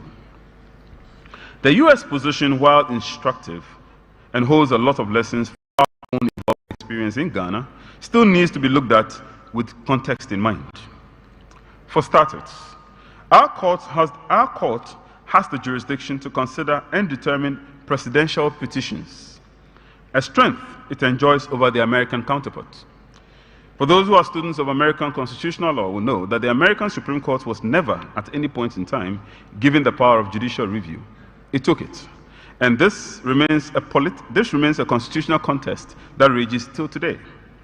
Learning from lessons of countries like the United States, our framers put it there clearly in black and white that the Ghanaian Supreme Court has the power of judicial review. That, therefore, is not in context. It's not in contest. What is in contest is the boundary and whether or not there are circumstances where an institution's autonomy should be recognized and be classified as political, the matter classified as political for purposes of adjudication. So perhaps the time is ripe in this lecture to consider the approach adopted by the Supreme Court to the political questions doctrine. In Justice Abdullahi versus Attorney General, the court reiterated rather forcefully its standard position on the question of its mandate, namely, a universal jurisdiction to determine all matters involving alleged breaches of the Constitution. The court predicates its assertion on the distinctive supremacy of the Constitution, which subjects all there is in the realm to its regulatory influence. As Chief Justice Marshall did in the United States some 219 years ago in Marbury versus Madison, our apex court proceeds to assume jurisdiction, given its mandate to intervene in all instances in which breaches of the Constitution are alleged. While its recent jurisprudence on the subject may appear rather emphatic in its subsidiarization of the political questions doctrine relative to its interpretive jurisdiction, the history of the court's application or treatment of the doctrine has been rather checkered. Justice Kpega, in his ruling in Amidu versus President Kufuor, for example, dealt with the matter, and overall, in this particular context, the court appears to have adopted two approaches to the issue, namely, one of a total rejection or denunciation of the political questions doctrine in its relationship with the political branches, and secondly, what appears to be the one likely holding sway in the current jurisprudence of the courts, namely, the preliminary jurisdictional model under which the court will examine claims of jurisdictional exclusion founded on the doctrine of political questions first, before consigning any such matter to the determination of the political branches if it upholds same. In the Npp versus AG, the 31st December case, the court, by a slim margin 4-5, rejected the applicability of the doctrine in Ghana and held rather categorically that the Constitution has vested the interpretive power in the courts, which included the determination of the political questions. In so holding, Justice Adade went as far as to assert that, quote, the Constitution itself is essentially a political document. Almost every matter of interpretation or enforcement which may arise from it is bound to be political, or at least to have a political dimension. So conceived, political questions coming before the court were not considered complicated, any more than legal issues presented for the court's determination. Yet, the scathing response from Chief Justice Archer on the subject in the same 31st December case is worthy of note, when he declared as follows, quote, the Constitution of 1992 gives the judiciary power to interpret and enforce the Constitution. And I do not think that this independence enables the Supreme Court to do what it likes by undertaking excursions, or rather incursions, into territory reserved for Parliament and the executive. This court should not behave like an octopus, stretching its 8 tentacles here and there to grasp jurisdiction not constitutionally meant for it, unquote. The position of the majority and the response of the minority on 31st December may reflect the historical vicissitudes of the time, during which the Fourth Republic was in its infancy, and the need to shape the complex issues involving interbranch relationship demanded forceful clarity from the court. Yet the activist posture adopted by the court in 31st December had historical roots in the classic decision contained in Tufo and Attorney General, in which the court, speaking more than 40 years ago, stated in no uncertain terms that it will assume jurisdiction once a matter presented before it contained controversy. In his own words, Justice Sowa said, quote, once there is a controversy, a justiciable issue arose. Once there is a controversy, a justiciable issue, we believe that under the wing of interpretation as contained under paragraph A of clause 1 of article 118, the court has jurisdiction to entertain the issue. That suit involved a matter in which the purported rejection of the appointment of Chief Justice Apalu was put in issue, and the question of the justiciability of the challenge was raised. But more fundamentally, Tufo established critical baselines and thresholds to guide and guard the relationship between Parliament and the court in the latter's exercise of its interpretive powers. This principle, stated by Justice Sowa in his judgment, has repeatedly been cited as a focal guide on the subject. In his words, A, the court can call in question a decision of Parliament, but the court cannot seek to extend their writ into what happens in Parliament. And B, the law and custom of Parliament is a distinct body of law, and as constitutional experts put it, unknown to the courts, unquote. While the language of political doctrine was not expressly used in the decision itself, the clarity and lucid presentation in Justice Sowa's judgment on the structural relationship that should subsist between the two organs within the context of the interpretive jurisdiction of the court remains convincing and has arguably endured the times. Yet, like its foreign counterpart in Baker versus Carr, the decision's theoretical simplicity is not matched by its practical deployment. Would matters pertaining to the election of Speaker or his deputies in Parliament be considered a matter that happens in Parliament and therefore unknown to the courts? Are the standing orders of Parliament, laws and customs of Parliament beyond the jurisdiction of the courts? And would judicial determination on these matters be considered, therefore, an overreach on the part of the courts? These are no easy answers to these. It would seem that the Tufo court was certainly mindful of the implications of granting Parliament full decisional autonomy, hence its qualifier that it is only happenings in Parliament that will not be questioned, and that decisions of the institution could be the subject of review. Therefore, while the soup is being cooked, there will be no questions, but the product, called the soup, can itself be questioned. And so, for example, while the processes by which Parliament takes decisions will be excluded under the ambit of Tufo, the outcome of those processes including laws ultimately passed or made, and that those processes could be the subject of appropriate challenges in court. Indeed, the operational independence of Parliament, in terms of devising and implementing its own rules, recognized in Tufo, was followed by the courts in J.H. Mensah versus Attorney General, in which the court affirmed the fact that it will not dictate to Parliament how it goes about its business, about the approval process, so long as the constitutional mandate is respected by Parliament. The revolution in jurisprudence came in the case of the Ghana Bar Association versus Attorney General, famously called the Aban case, in which the court, by a majority decision, held that the doctrine of political questions applied in Ghana, and in arriving at the conclusion called in aid, principles contained in Baker and Carr.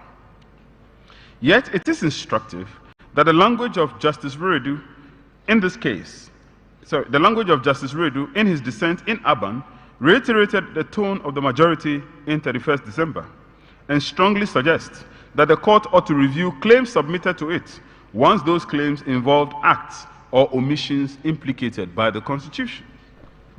Given that the central issue in Aban was the validity of the appointment of Chief Justice Aban, the case indeed presented a scenario of mixed law and politics, and the split in the ranks of the justices in terms of their approaches was noteworthy.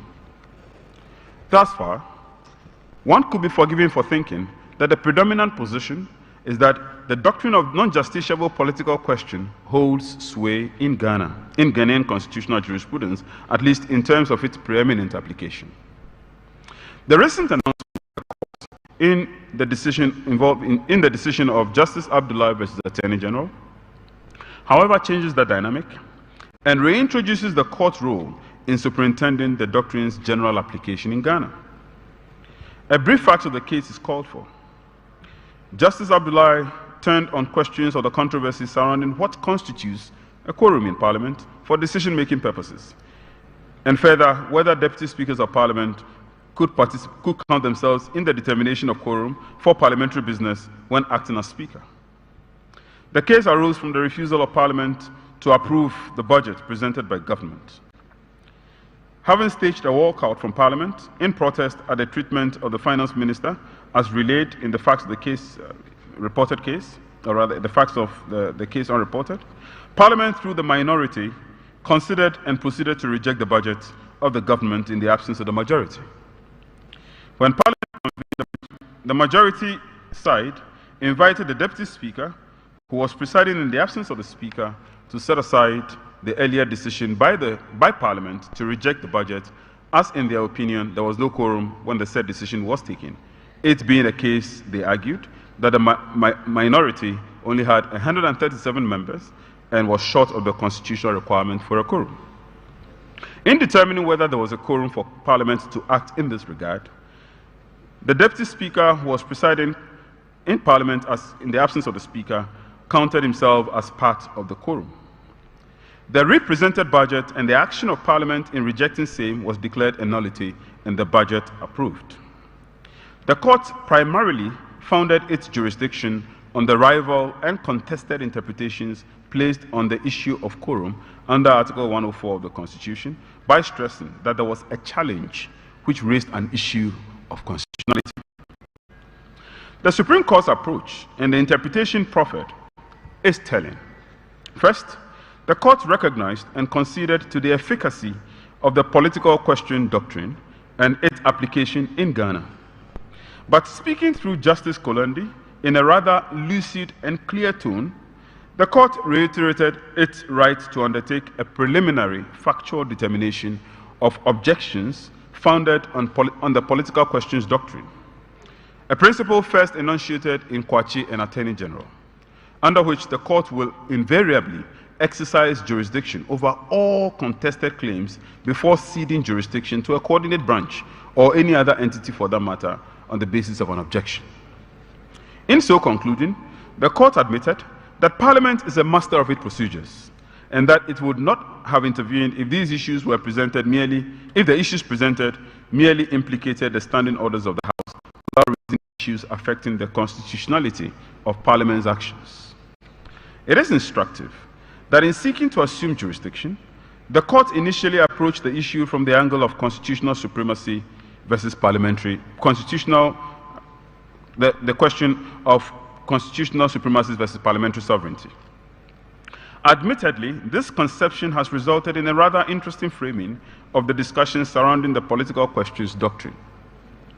Without belaboring the point, however, I contribute to the conversation by stressing, with the most tremulous respect to the court, that while many a judicial and scholarly comment on the subject have stated the controversy in these binary terms, the political questions doctrine does not, in my very humble opinion, implicate issues of parliamentary sovereignty. It is understandable, however, why the court would like to dispel any such notions at the outset, given the misconceptions that characterize the question of who has determinative authority on questions affecting different organs, and in this case, the court wanted to forcefully clarify that. Otherwise, it is useful to state that the two concepts in fact operate on two different fields and planes. Whereas parliamentary sovereignty focuses on the autonomy of parliament to regulate the realm, indeed, no other organ being higher than parliament, the political questions doctrine claims by the institution to exercise a certain residual authority on a limited scope of subjects, as in this case, the internal procedures of parliament. When carefully analyzed, one would even come to the conclusion that the two concepts of political questions and parliamentary sovereignty are fundamentally mutually exclusive, as institutions which enjoy parliamentary sovereignty, such as the legislature or the legislative body of the United Kingdom, do not even need to claim political questions simply because their matters cannot be questioned. It also explains why it is in the United States and not the United Kingdom that this doctrine originated. As in the case of the United States, the Congress of that country has to justify circumstances when it exercises exclusive power and competence over matters in respect of which the court should not have a questioning authority. And therefore, it also partly justifies why, in more than 1,000 years of its experience, the United Kingdom has not had any such issue arising, because as far as the UK is concerned, the parliament of that country enjoys parliamentary sovereignty. Justice Kolandi's reaffirmation of this position may have served to remind us, however, of the important fact that in Ghana there is no operative parliamentary sovereignty, but constitutional supremacy. And the interpretive power of the court is the live wire of the Constitution. But the tone of the judgment also suggests that the court was concerned that the case presented implicated this confusion, and that challenges to its authority are partly inspired by this confusion. Whatever the concerns may, however, be, the judgment was unmistakable in its clarity on the place of the court's interpretive power relative to the foreign concept of parliamentary sovereignty. Yet, disposing of the issue of exercising a preliminary objection founded on the political questions doctrine is the easier part, it seems to me respectfully. For the more complicated subject is the question of determining the standard benchmarks for ascertaining political questions beyond the broad criteria contained in Baker and Carr to be applied in cases. Far from being academic, this aspect of the jurisprudence goes to the very roots of the skepticism defining the relationship between parliaments and the courts. The history of the court's jurisdiction the world over has been rooted in what can as best be described as interpretive jealousy, under which courts guard their jurisdiction rather jealously. Ceding portions through claims of political question would therefore not come automatically in the absence of settled criteria on the parameters of its application. What I'm urging here is a clarification of the two-step approach so clearly stated by Justice Kolandi in Abdullahi, which requires that any claim of jurisdictional exclusion arising on grounds of the political questions doctrine must first be subjected to the preliminary jurisdiction and determination of the court before same is consigned to the appropriate department or branch for the objection to be upheld. I guess the position here is that while it may be easy to raise an objection on grounds of the political questions doctrine, and while the court may recognize the fact that a claim exists or otherwise, it is imperative that we have clarity on what constitutes these. This is all the more important because the history of the jurisdiction of the court has been grounded on the court's original jurisdiction being founded once there's a contest. And so all that the court needs to see is that there are rival and contested claims before it. A party saying there is an objection to jurisdiction, or rather a party saying there is an issue of constitutionality implicated, and another party simply saying there is no such case. And on the basis of that, that controversy would have activated the jurisdiction of the court. Demarcating the boundaries of the court's interpretive function relative to the political questions doctrine is utterly important in order to dispel suspicions surrounding its hegemony over the coordinate institutions in the realm.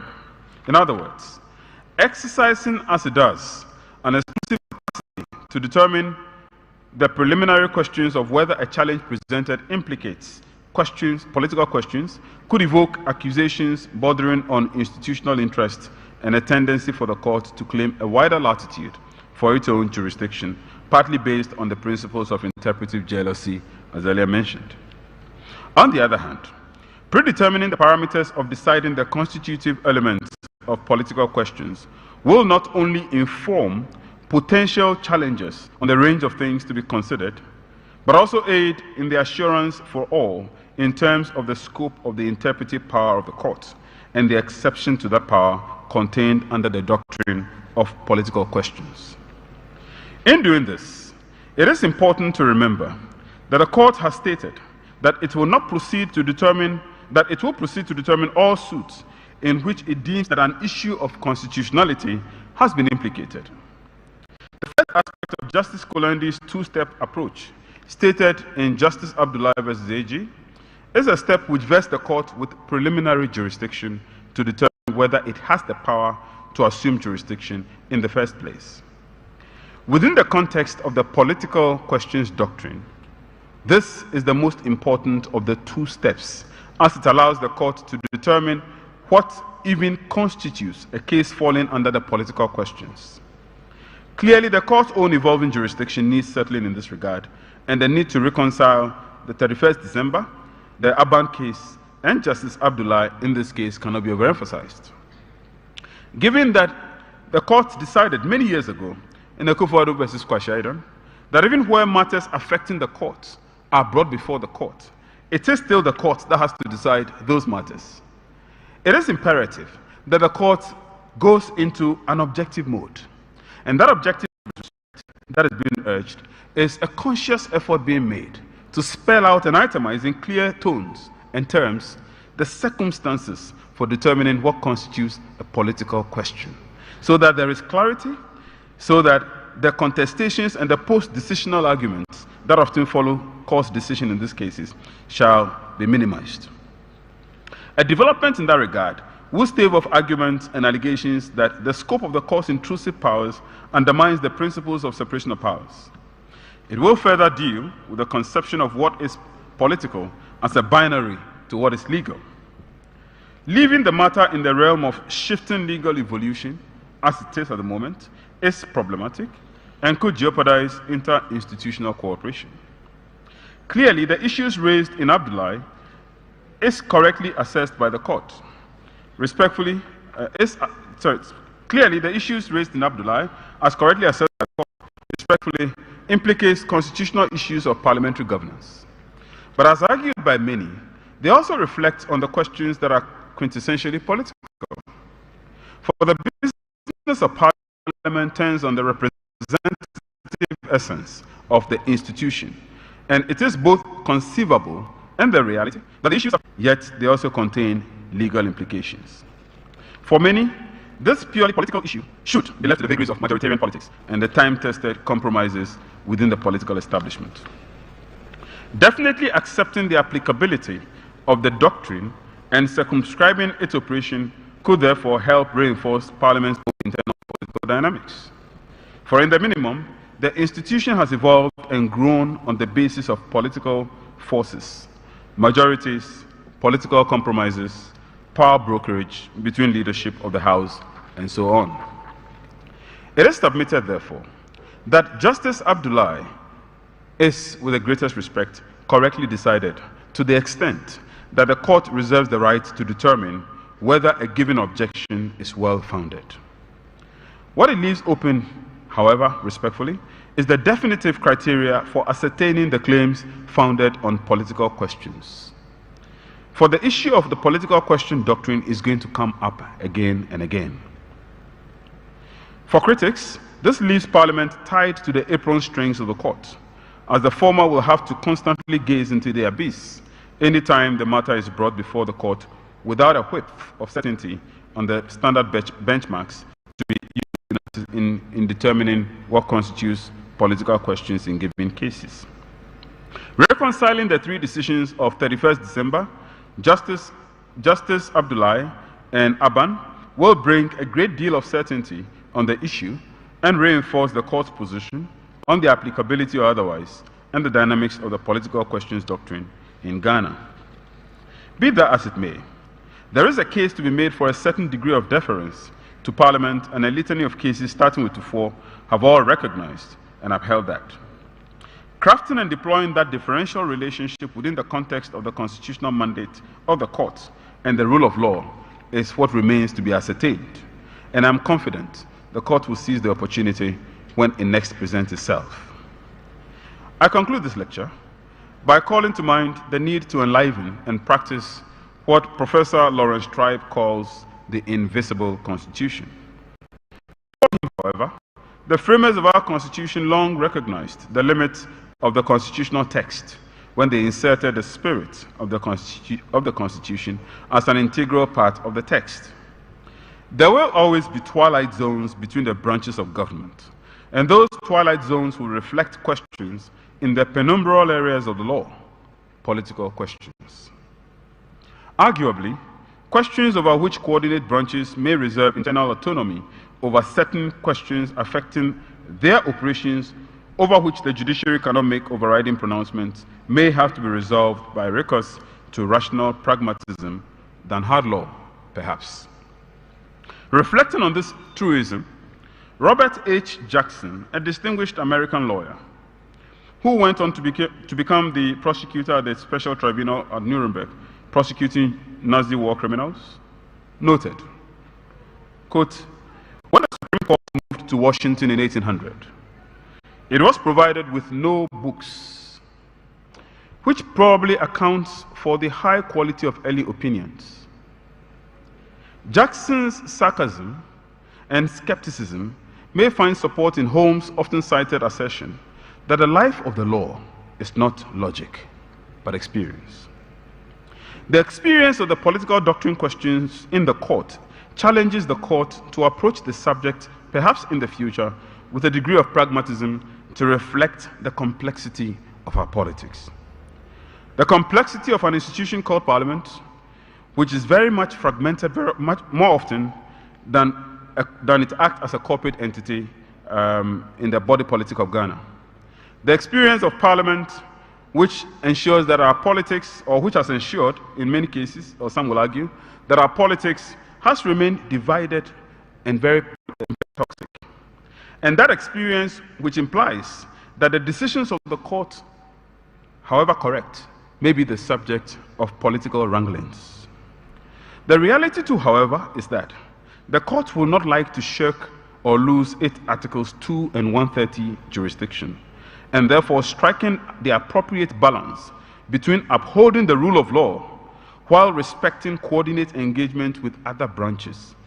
And it will truly be the litmus test for years to come in terms of the court's harmonization of our body politics. I'm sure many are expecting a very clear answer to the rightness or wrongness of things, and I'm sure many would have by now been disappointed by my lecture, and perhaps wondered what I have said so far. As I conclude and take my leave of the podium, since I've been notified of my time, I'll just respectfully conclude by saying that the prevalence of the political questions doctrine still remains evolving in the scheme of our current jurisprudence. But it appears that the court clearly has recognized that, generally speaking, there is a scope in which Parliament has exclusive authority. This lecture has sought to just ask that in ensuring a certain degree of certainty moving forward, to avoid the political discussion that surrounds cases, it is imperative that perhaps we have a clear statement of the circumstances under which the court is going to uphold the political questions, the court is going to uphold objections founded on the political questions doctrine, to ensure that the conversations are removed from the realm of politics and placed on the pedestal of the rule of law. But more importantly, to also ensure that the key organs of state, namely the legislature and the executive, which complement the judiciary, can operate in a harmonious way. As earlier indicated by Alexander Bickel, as I quoted, the judiciary is seen as the least dangerous of the organs. And the reason for that is because the judiciary apparently has no position of its own. Its only position is that of the law. And on this basis, I end my presentation. Thank you.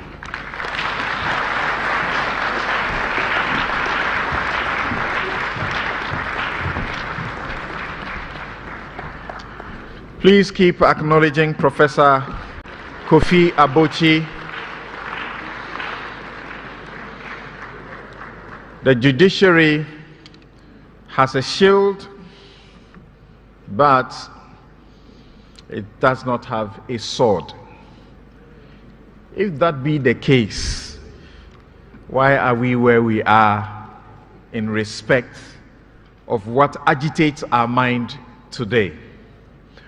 Let's welcome for a minute of an interlude. Please do not go anywhere yet, because I can assure you that after Professor Abochi, get ready for the 15-minute presentation by our panelists or discussants who will excite you even more. Shebre, we are live, and I must also acknowledge many radio stations that are carrying the speakers' Seminal lecture series live, and also television stations. I acknowledge Radio Gold, Radio XYZ, TV XYZ, and radio as well, FM.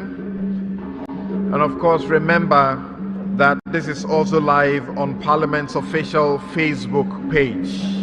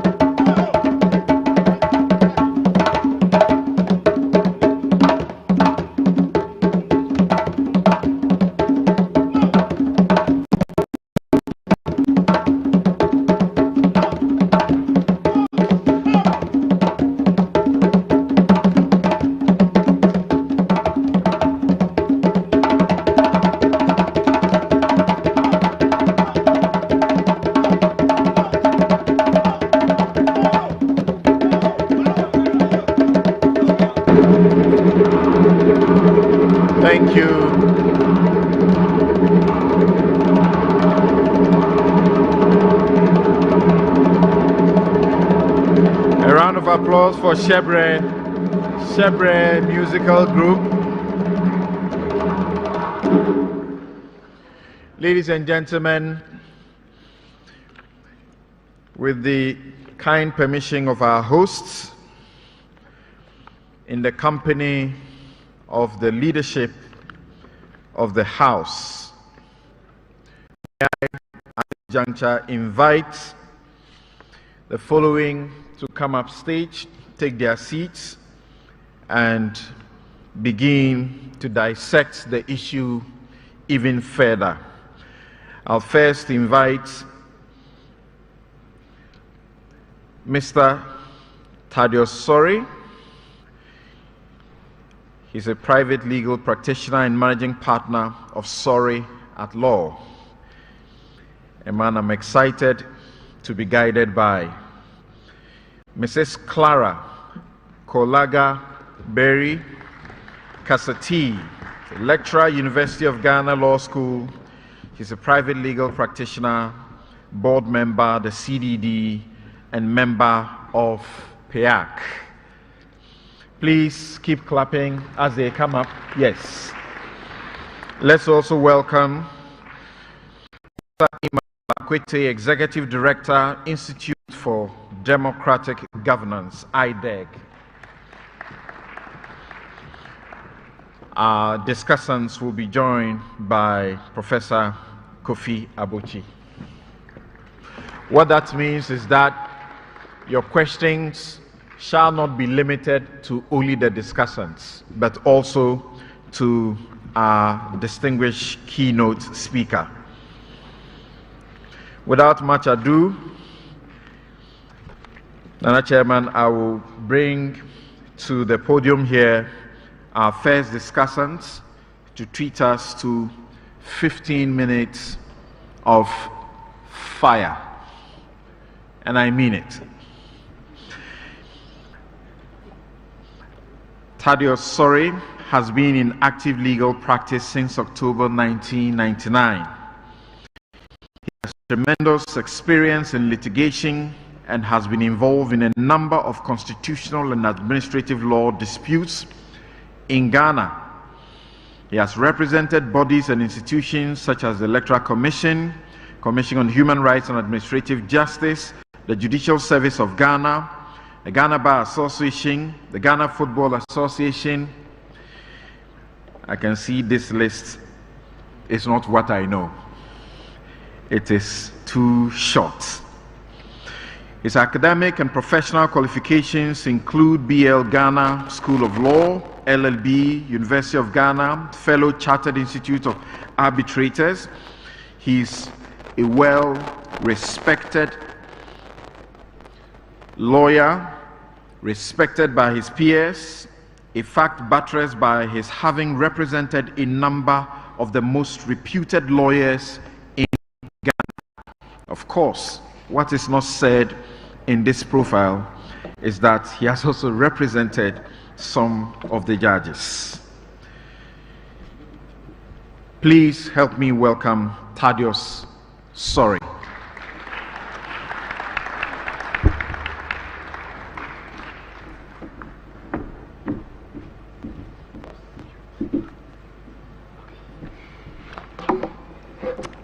Nana Chairman, the Right Honorable Speaker, and the Minority Leader, as well as the main speaker, have already acknowledged the protocols. So with your kind permission, I will adopt the protocols already observed, and then I can proceed, since I have just 15 minutes. And my task this evening is to discuss the ramifications of the Justice Abdullahi decision on the relationship between the Supreme Court and Parliament. And it is in the context of the political question doctrine, in which the court categorically stated that the political doctrine question does not apply within our jurisdiction. Now, although the main speaker has spent a lot of time defining what the political question doctrine is, I'll just take 1 minute of your time to say briefly what it is, again, just for purposes of making my point. It is a question that a court will not consider because it involves exercise of discretionary power by the executive or legislative branch of government. Now, this definition doesn't say anything about politics, but I will emphasize that in many decisions, and I'll take them, I'll go through them quickly very soon. The courts have applied that doctrine in this country. Whether they have said they are applying the political question doctrine or not is another matter, but they have consistently applied it. And so, in Ghana Bar Association versus Attorney General, Edward Buredu says it in the same context. He says that if there are cases in which certain functions are reserved to a specific branch of government, and to the extent that it is reserved to that specific branch of government, the judiciary will not intervene. Now, in the Justice Kulendi decision itself, this is what the court says. It says this, I quote, "It is a function of the principle of separation of powers that certain questions presented for resolution by the courts that are expressly or impliedly constitutionally committed to the elected political branches of the government for resolution be left to those branches because such questions may be said to be non-justiciable." The court itself in Justice Kulendi said this. Now, I agree with the main speaker when he says the analysis of the court, insofar as the political question doctrine is concerned, was correct, because in so many words, the court in Justice Abdullahi made it clear that the principle of separation of powers did not allow the court to interfere in certain matters. So the court set down 3 issues in that particular case. The court said that the first issue it was required to determine was whether or not a deputy speaker or any other member of parliament presiding over parliament other than the speaker was qualified to vote. The second issue related to whether that deputy speaker or other member of parliament presiding over parliament had power to vote. And the last one was whether or not the decision of the House on the 30th of November 2021 was taken by 138 members or otherwise, excluding the person who was presiding. The court categorically said that with regard to the first 2 issues, it was obvious that they were legal issues because different positions had been taken by the speaker and the deputy speaker regarding the question whether or not a person other than the speaker presiding could either be counted and also could either vote and also be counted. But with regard to the third question as to whether or not 138 members were in parliament on that day, it was a delicate question, and that it would require a lot of caution for purposes of deciding whether to go into that matter or not. But at the end of the day, the court said the political doctrine question didn't apply in this country for 3 reasons. The first one was what was stated by the main speaker, which is that this country practices a constitutional supremacy rather than a parliamentary supremacy. Secondly, the court said that on the preponderance of the authorities, the doctrine didn't apply in this country. And thirdly, that our constitution is sui generis. I'll deal with each of them. First of all, the question as to whether the political question doctrine applies in any democracy does not depend on whether it's a constitutional or parliamentary democracy. It applies in both. Because in our constitution, under our constitution, the courts have repeatedly said that, first of all, it must also exercise restraint with regard to interfering in matters that belong to other branches. The courts have repeatedly said that. In Abu Ramadan and Attorney General Badibe made it clear that if the exercise of a specific discretion is within the remit of a particular branch, the courts must not interfere.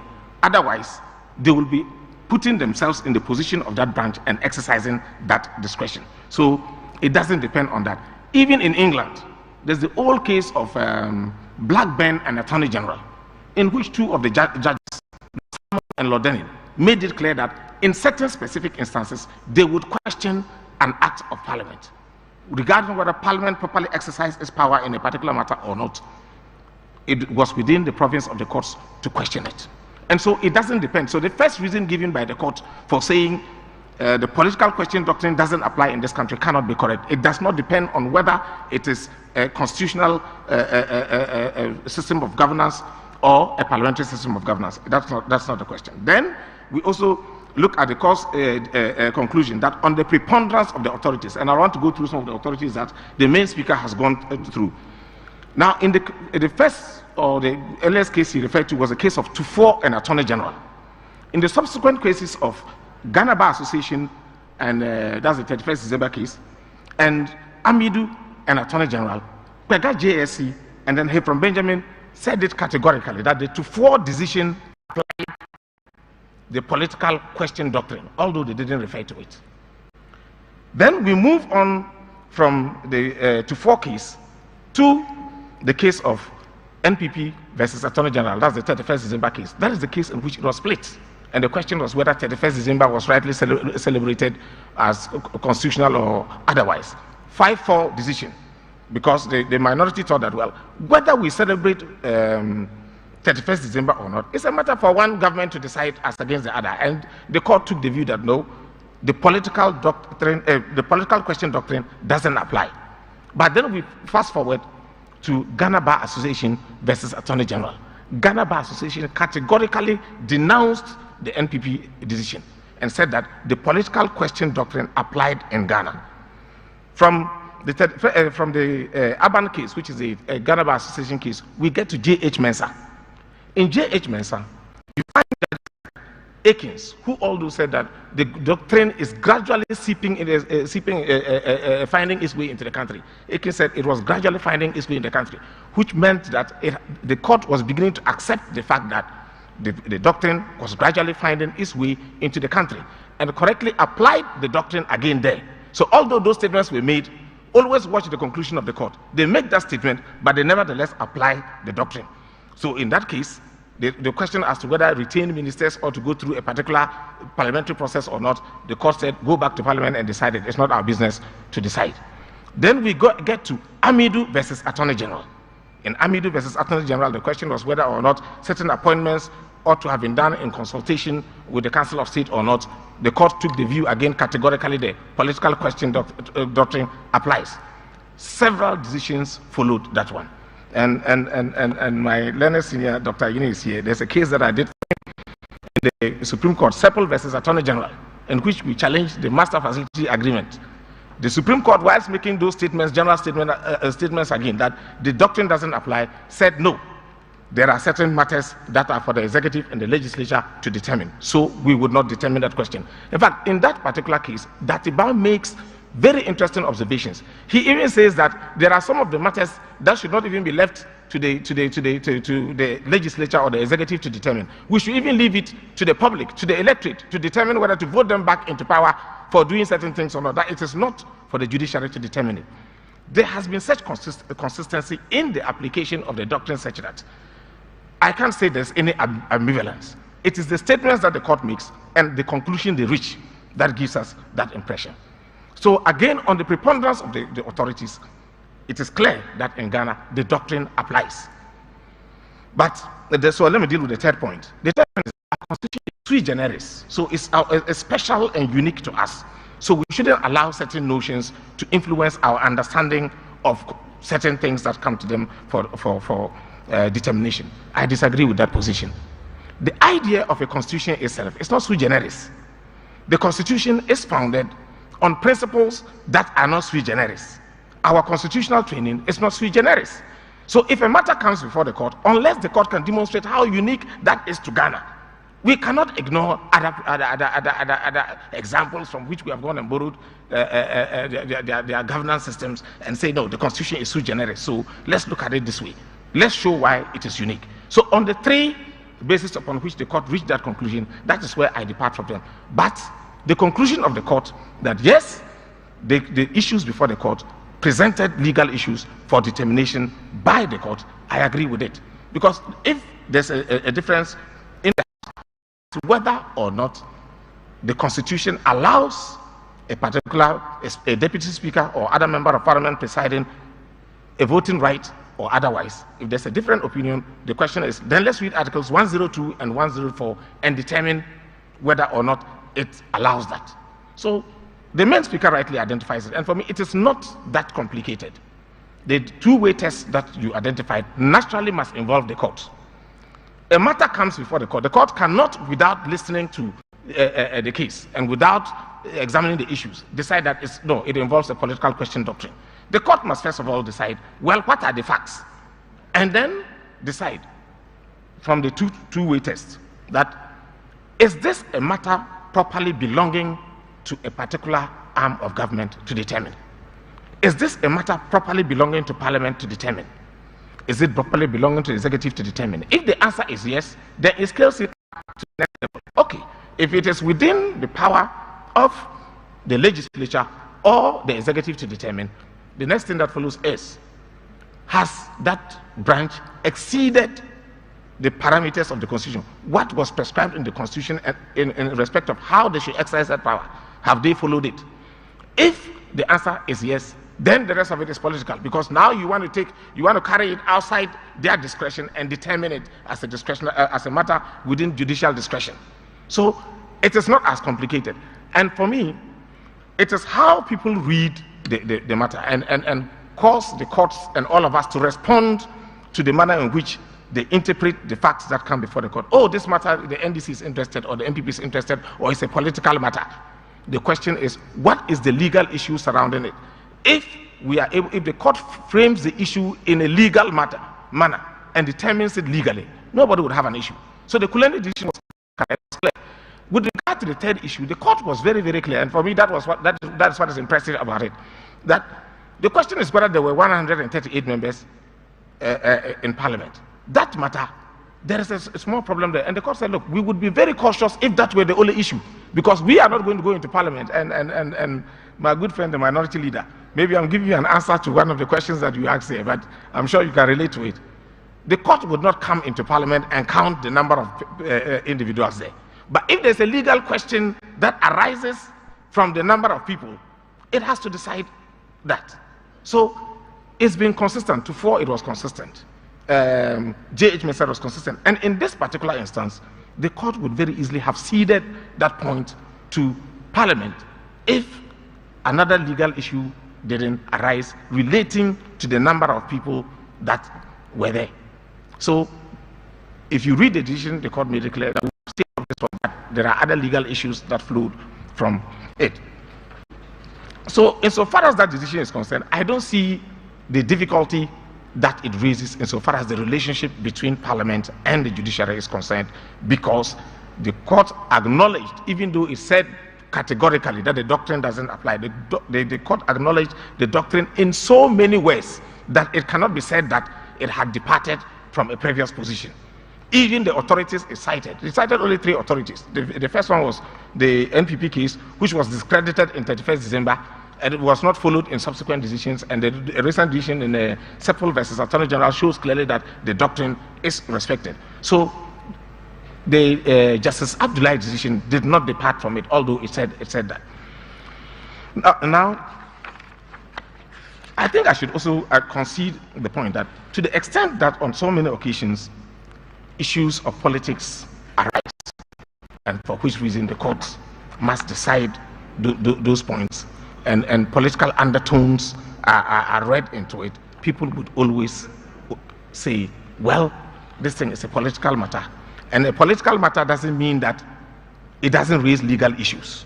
So we must all be quick to show where the legal issues are that the court is required to determine, and what the court cannot determine because it's a matter within the province of Parliament to determine.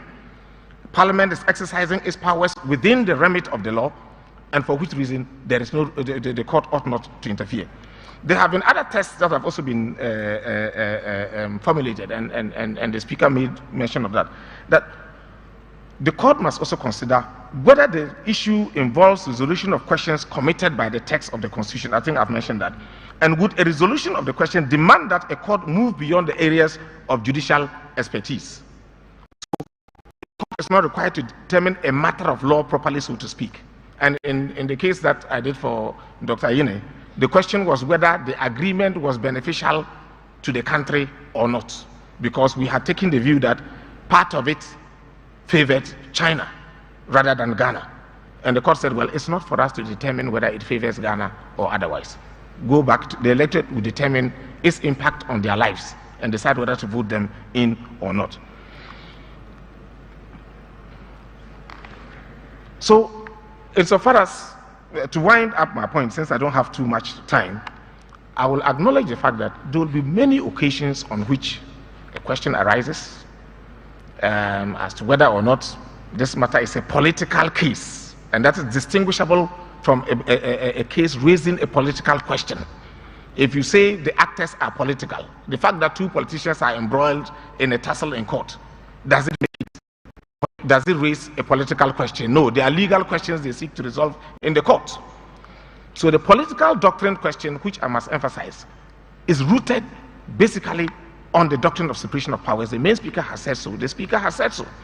And so if the political question doctrine is rooted in separation of powers, there can be no statement whatsoever coming from anybody, any constitutional lawyer, that that the political question doctrine doesn't apply in Ghana. If you say it doesn't apply in Ghana, then it means that the whole doctrine of separation of powers doesn't apply. But if we concede that the concept of separation of powers applies, the political question doctrine is derived from that one. It is essentially a principle of judicial restraint developed by the courts themselves to refrain from deciding matters that are exclusively within the province of another branch of government. And so, to that extent, the court would always has developed not only the concept of the political question doctrine, there's also the concept of mootness. It's in the nature of a political question. It is moot because we don't have to determine that matter. There's also the concept of ripeness. Those are all principles of judicial restraint rooted in the doctrine of separation of powers. So to the extent that it is separation of powers is part of our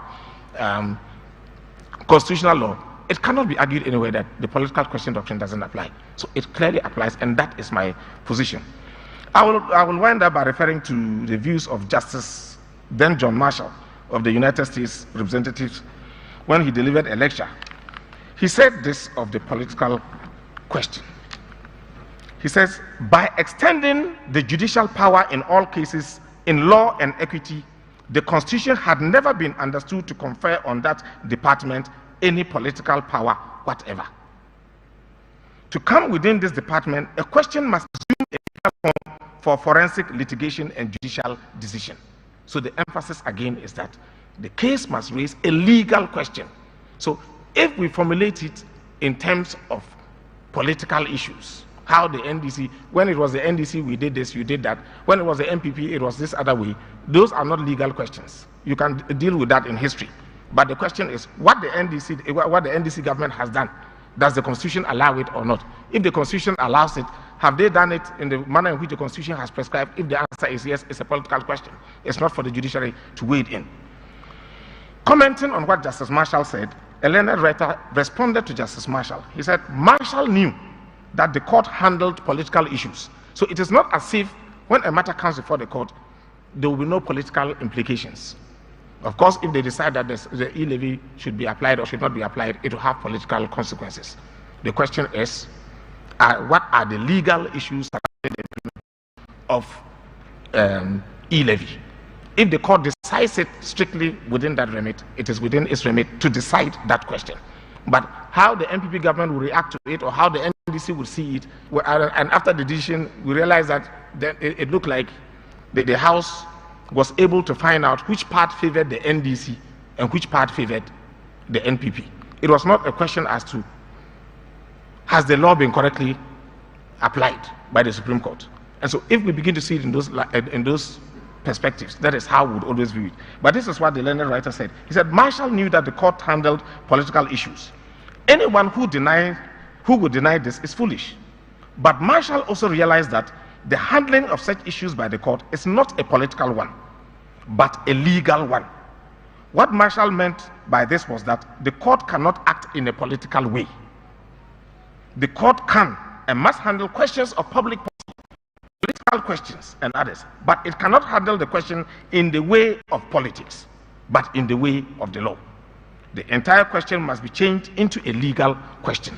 So at every point in time, if the court is acting within its remit and deciding the question legally, you cannot invoke the political question doctrine to stop the court from inquiring into that matter.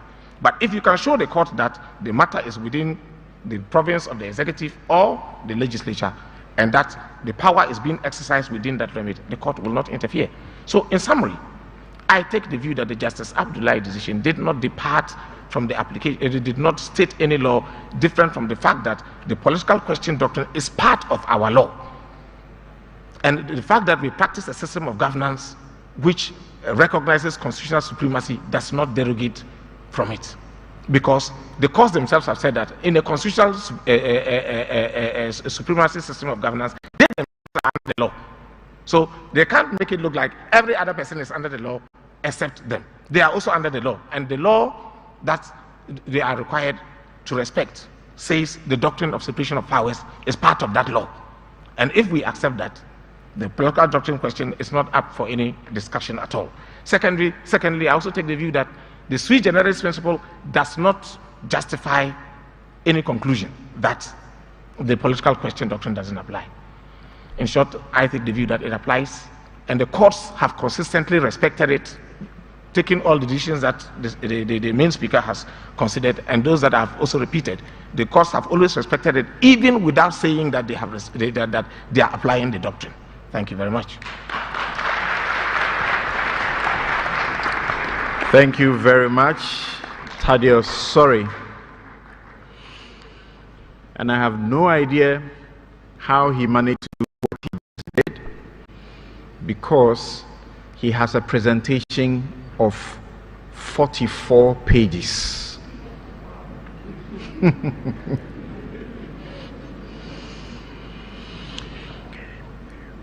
We are also live on Joy News. Thank you very much for carrying the speaker's seminal lectures to every Ghanaian home, so to speak. Late Justice Anthony Yeboah, in his Alchemy of Social Justice, writes about judicial self-restraint and judicial activism. And it will appear that the questions being raised here may border on those issues. And he summarizes in 2 questions. Is it proper to constitutionally empower the judiciary to overturn decisions of the political institutions or organs of the state, such as the legislature or executive, or by injunction to restrain them? 2, is it the proper function of the judiciary to change society through judicial lawmaking by adopting a construction unintended by the legislature but necessary or desirable to solve a social, political, or economic problem? The jury is out there. Shall we now welcome for the second presentation by our second discussants, Clara, rising from her village in Manyoro, has been determined to inspire especially girls to believe that nothing is impossible.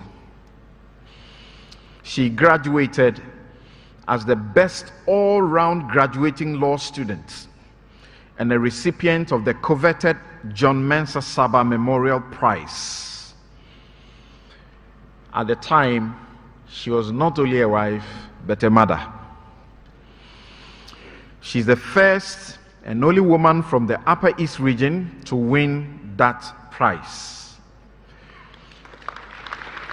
She became the first woman from that region again to become a law lecturer, both at GIMPA and University of Ghana Law Schools. She's one of Ghana's voices on matters of public interest and public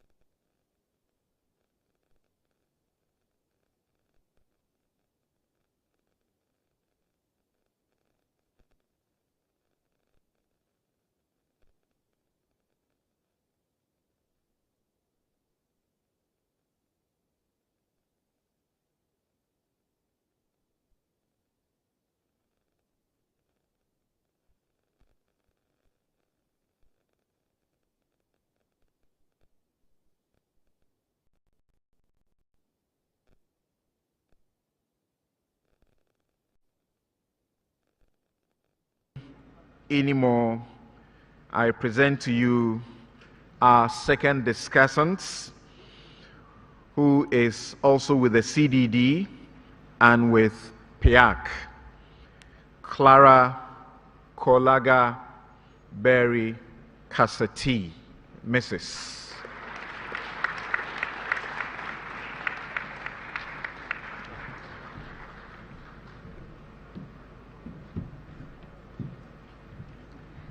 Thank you very much, Samson, for those very kind words. Your Royal Highness, Nana Chairperson, the Right Honourable Speaker, Honourable Alban Sumana Kingsford Bagbin, the Honourable Deputy Speaker, Honourable Members of Parliament present, all observed. I have only 15 minutes to say what I want to say. So I'm going to be very brief and try to do that in 15 minutes. But before I do so, I want to take this opportunity to thank the Speaker for inviting me to share my opinions on this platform, and to also applaud the Speaker for instituting this lecture. And hopefully, as the main speaker already noted, it will be institutionalized for the future. The reason is that this only helps to serve to deepen our democracy and strengthen our institutions. So we hope that it will be continued. I also want to thank the keynote speaker, Professor Kofi Abochi, for his presentation, which does an excellent review of the topic concerned, and as well as summarize concisely the case. Given that I have only 15 minutes to share my thoughts, I am to be brief, and brief I will endeavor to be. Now, my presentation is basically, a lot has been said already, most of the points has been made. What my presentation basically seeks to do is to consider a proposal, to make a proposal to the Supreme Court on managing the fine balance between its mandate under the 1992 Constitution while respecting the doctrine of separation of powers, the cornerstone of our democracy. It has been acknowledged in other democracies similar to ours that a failure to manage well this fine balance not only risks unnecessary clashes with the other branches of government, but that it could also affect the court's effort in building and maintaining its legitimacy by acting as a forum of principle and deciding every case on the basis of legal principles rather than political considerations. So Supreme Courts in democracies similar to ours have attempted and are still attempting methods to manage well this fine balance. And so must our Supreme Court, as noted by the speakers before me. My presentation is therefore my proposal, and I think our Supreme Court ought to manage this balance in the light of the specific provisions of our Constitution, the nature of its jurisdiction under our Constitution, and then in the light of the principles of democracy, so that we could further deepen our democracy. I also hope that my proposal could help to ignite debate from all of us as citizens for the consideration of the Supreme Court on the way forward for us. The reason is simple. In every democracy, even in, of course, we have three branches of government. We have the elected branch, and then we have the appointed branch, which is the Supreme Court. Both the executive and the legislature are elected branches.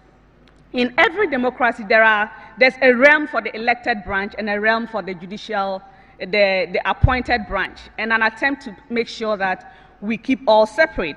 But it is not surprising. Sometimes political issues are going to end up in court, because sometimes when the elected branches fight in the realm of politics, and either one loses because it's usually by majority, there is always the potential in some cases and an attempt to redo your case and seek to win using another means. Sometimes, if you can do so through the Supreme Court, normally in every democracy, an attempt will be made.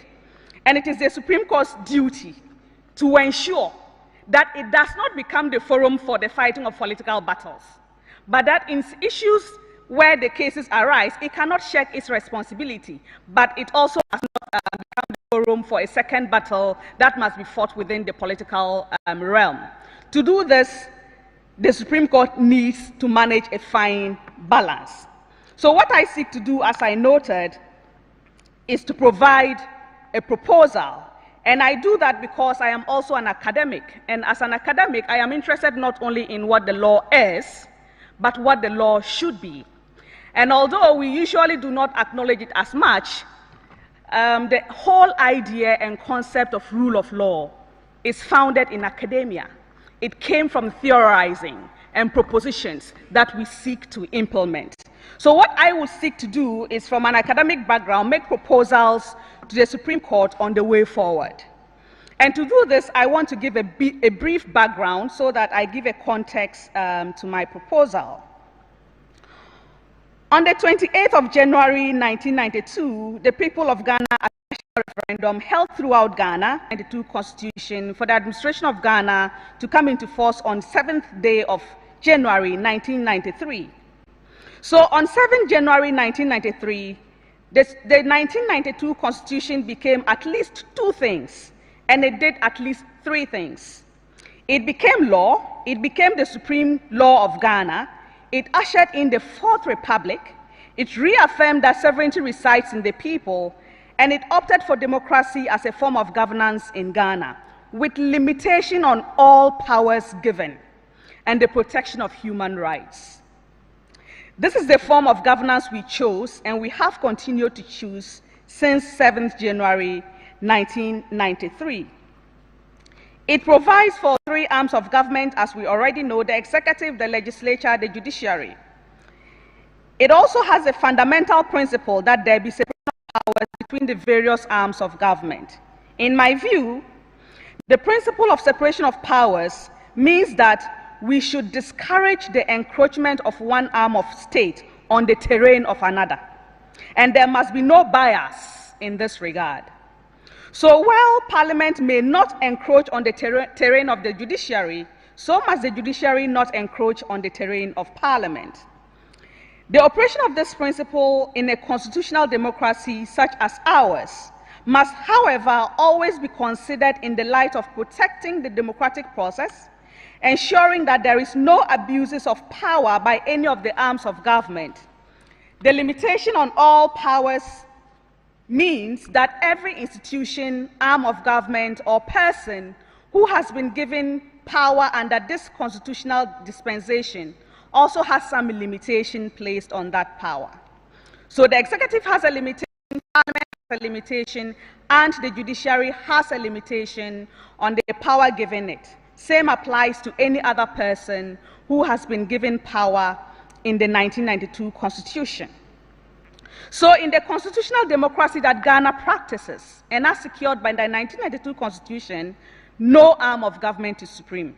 Rather, it is the Constitution that is supreme, and every other arm of government or person is subject to the Constitution, and sovereignty resides in no one but the people. The Constitution gives to each branch of government its mandate and a limitation on that mandate. For the smooth running of governance, it is expected that each branch would carry out its mandate and as well accord the other branches the due respect to them. In carrying out their mandate, it is the Supreme Court rather than the elected branches that must exercise final judicial power.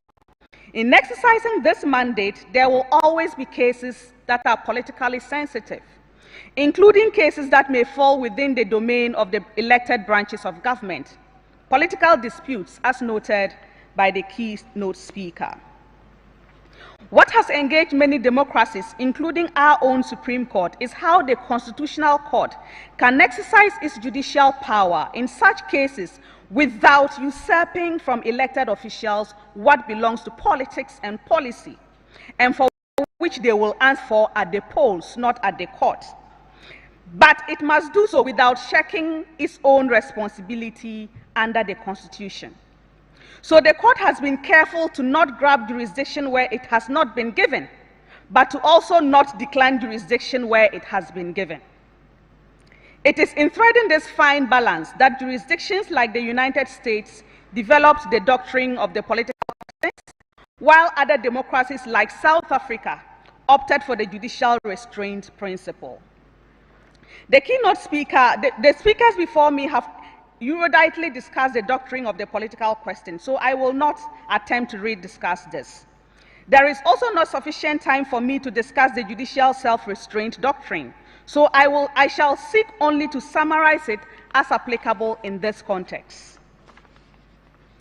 The judicial self-restraint doctrine is basically to the effect that the political sensitive nature of a dispute does not determine whether it is justiciable or not. Rather, the distinction must be drawn between the political and legal aspects of the disputes. Therefore, while a court is entitled to review the legality of a decision according to legal standards, it is not entitled to review the political wisdom of the decision.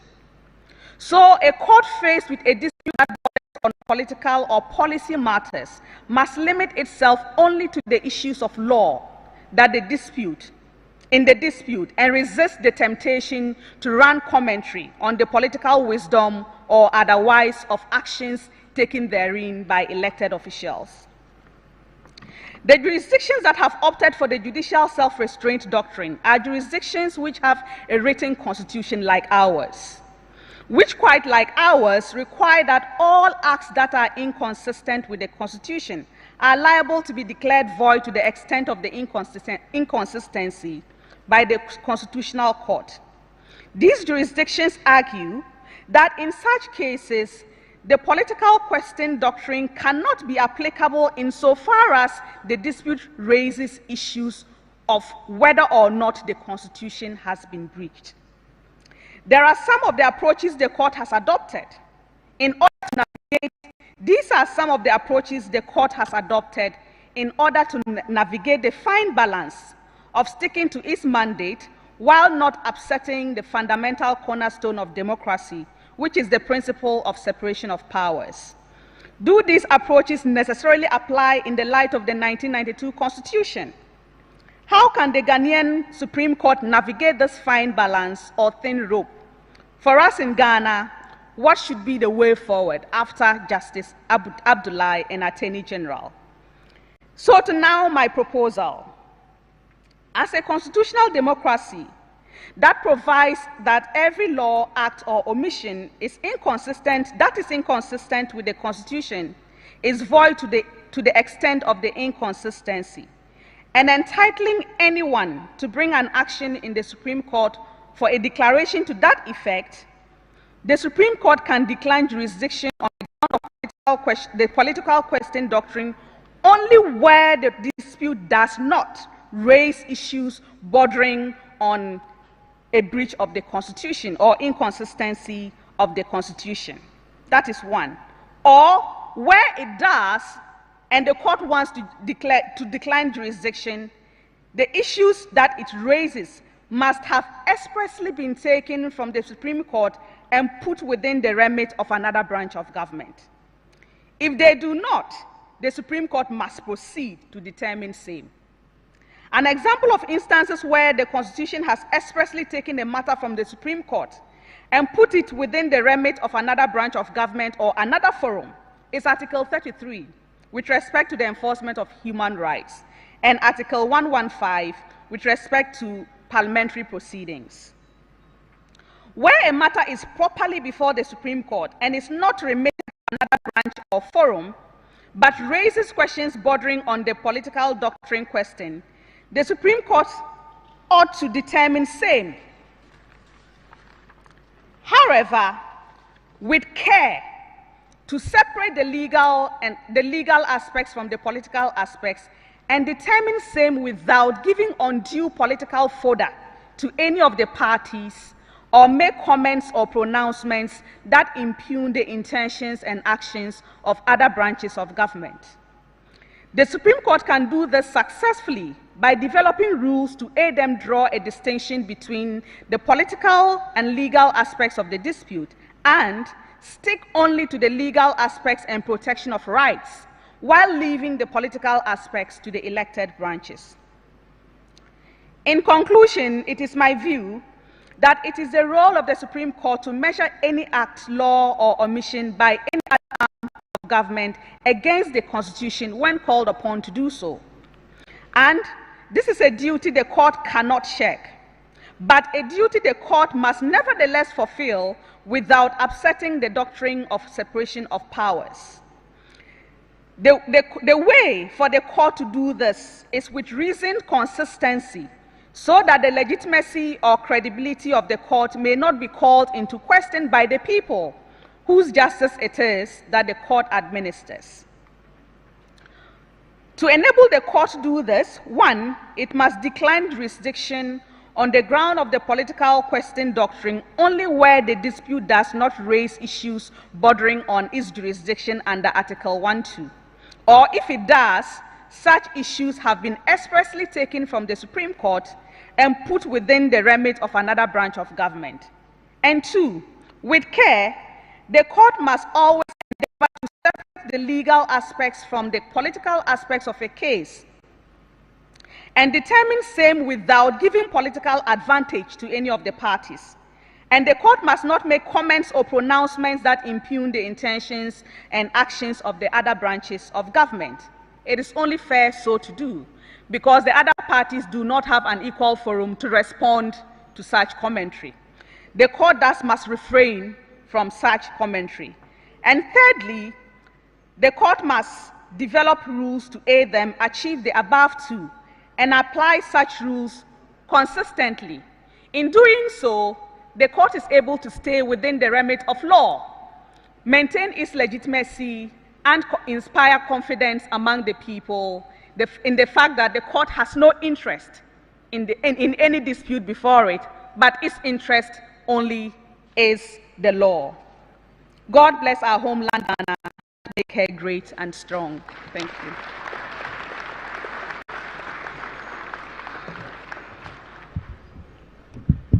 Thank you very much, Clara. And I didn't see her look at her time or anything, but she did exactly the 15 minutes that was allotted her. Thank you very much. As we began the program, I referred to Thomas Jefferson when he said that with the same views, the most honest men often form different conclusions. I suppose it's making meaning to you now if it did not initially. Our discussants coming up, and finally, so that we can hear from you as well, is Dr. Emmanuel Akwete. He is founding executive director of the Institute for Democratic Governance, without a doubt, one of the leading think tanks in Ghana. His PhD is in comparative politics and international development, and was a postdoctoral fellow at the University of Stockholm. As executive director of IDEC, he has steered the Institute's growth into one of Ghana's foremost think tanks in civil society that offers cutting-edge analysis of public policies and as well as advice and innovative solutions to governance interface and capacity gaps in state civil society relations. IDEC certainly has become the lead civil society advocate for the establishment of a devolved multi-party local government system in Ghana. They have undertaken many initiatives that have held our nation together. He has been recognized, including as the Millennium Excellence Award for Democratic Development in Ghana 2010, Martin Luther King Jr. Award for Peace and Social Justice in Ghana 2015, is a member of the Eminent Persons Group of the Commonwealth and the Ministerial Advisory Board of the Ministry of Foreign Affairs and Regional Integration 2017 to 2024. Ladies and gentlemen, please welcome Dr. Akwete.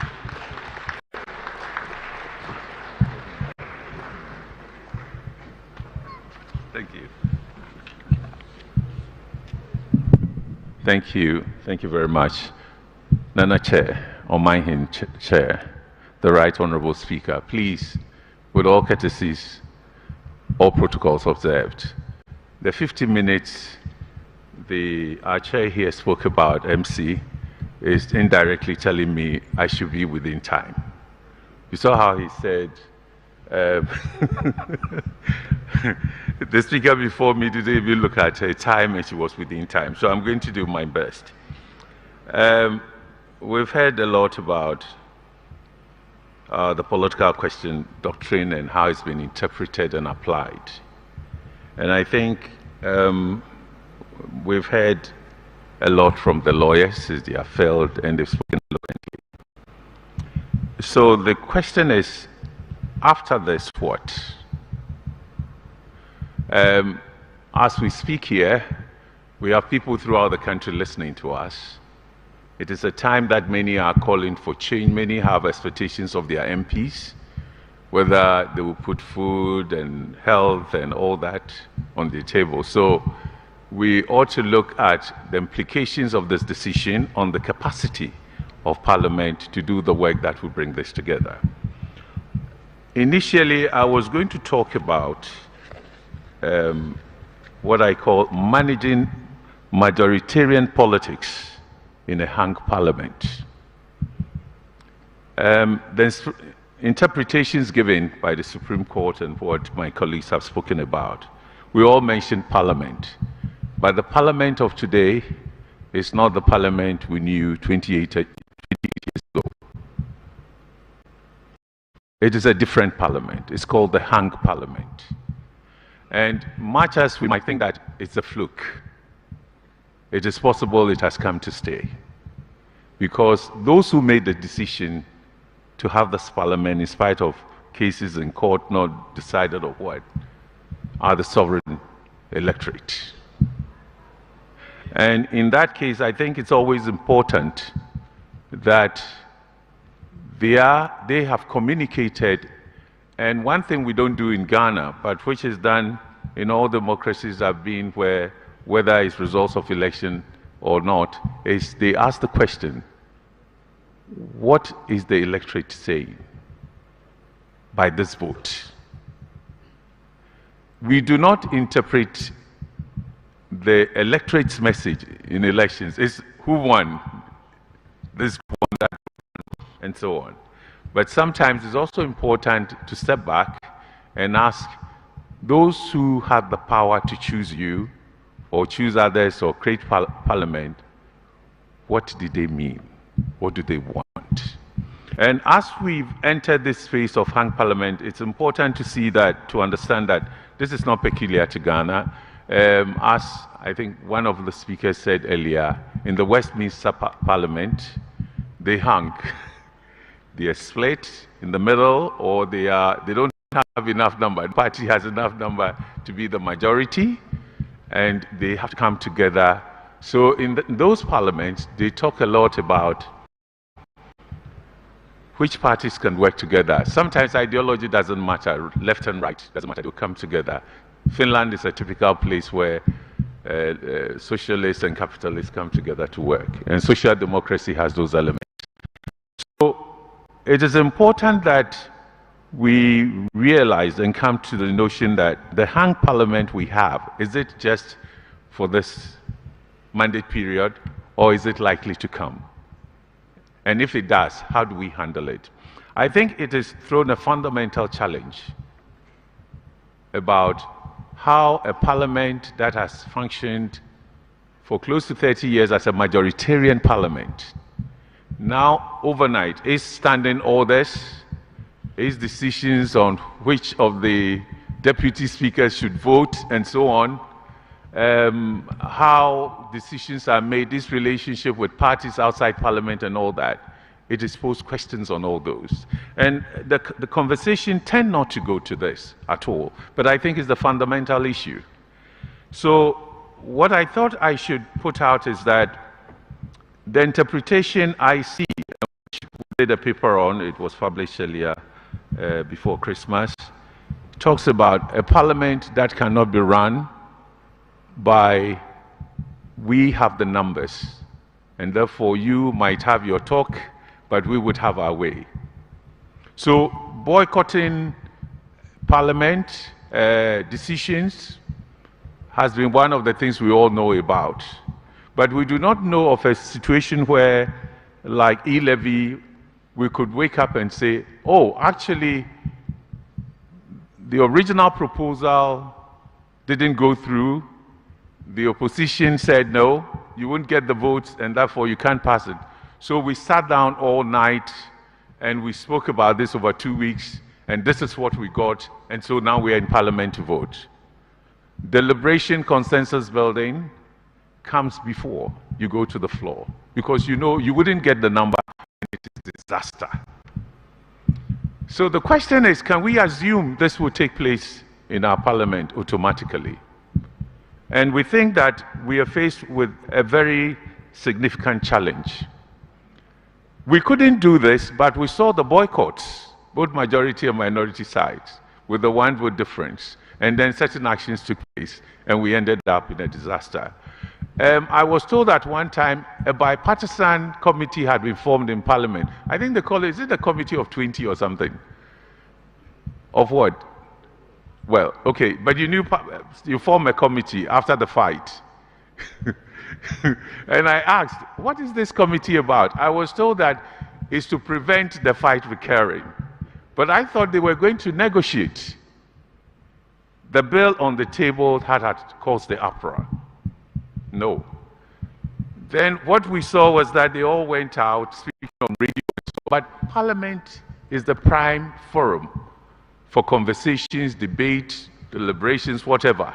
And you have all the facilities. But they abandoned Parliament and they were on the radio. I'm just telling you observations we've made. But the hung Parliament situation could recur. Can we handle it in this Parliament as designed and as it has operated for the last 30 years or close to 30 years? The issue that bothers us at IDEG is that all the behaviors we've seen so far, including the interpretation the Supreme Court has made, does not address the fundamental question that the voters now say, at least for this 4 years, work together to give us what we want. That is the interpretation. Do you have the systems in place for that to happen? And we're trying to deal with real power issues with a strong culture of majoritarianism. And I'll give you an example. When the budget was, the e-levy proposal was put out, the Honorable Minority Leader, I heard everybody talks about, but he first made a statement on how he would want it reduced, what level it should go. The government side, or the Minister of Finance, or issued a statement rejecting that. And that alone tells you that they thought they were in the majoritarian context. But it wasn't at all. In hung parliaments that you see in countries in Europe, particularly the parliamentary ones, Norway, Denmark, Sweden, even Germany, you know, it took them time to form their government.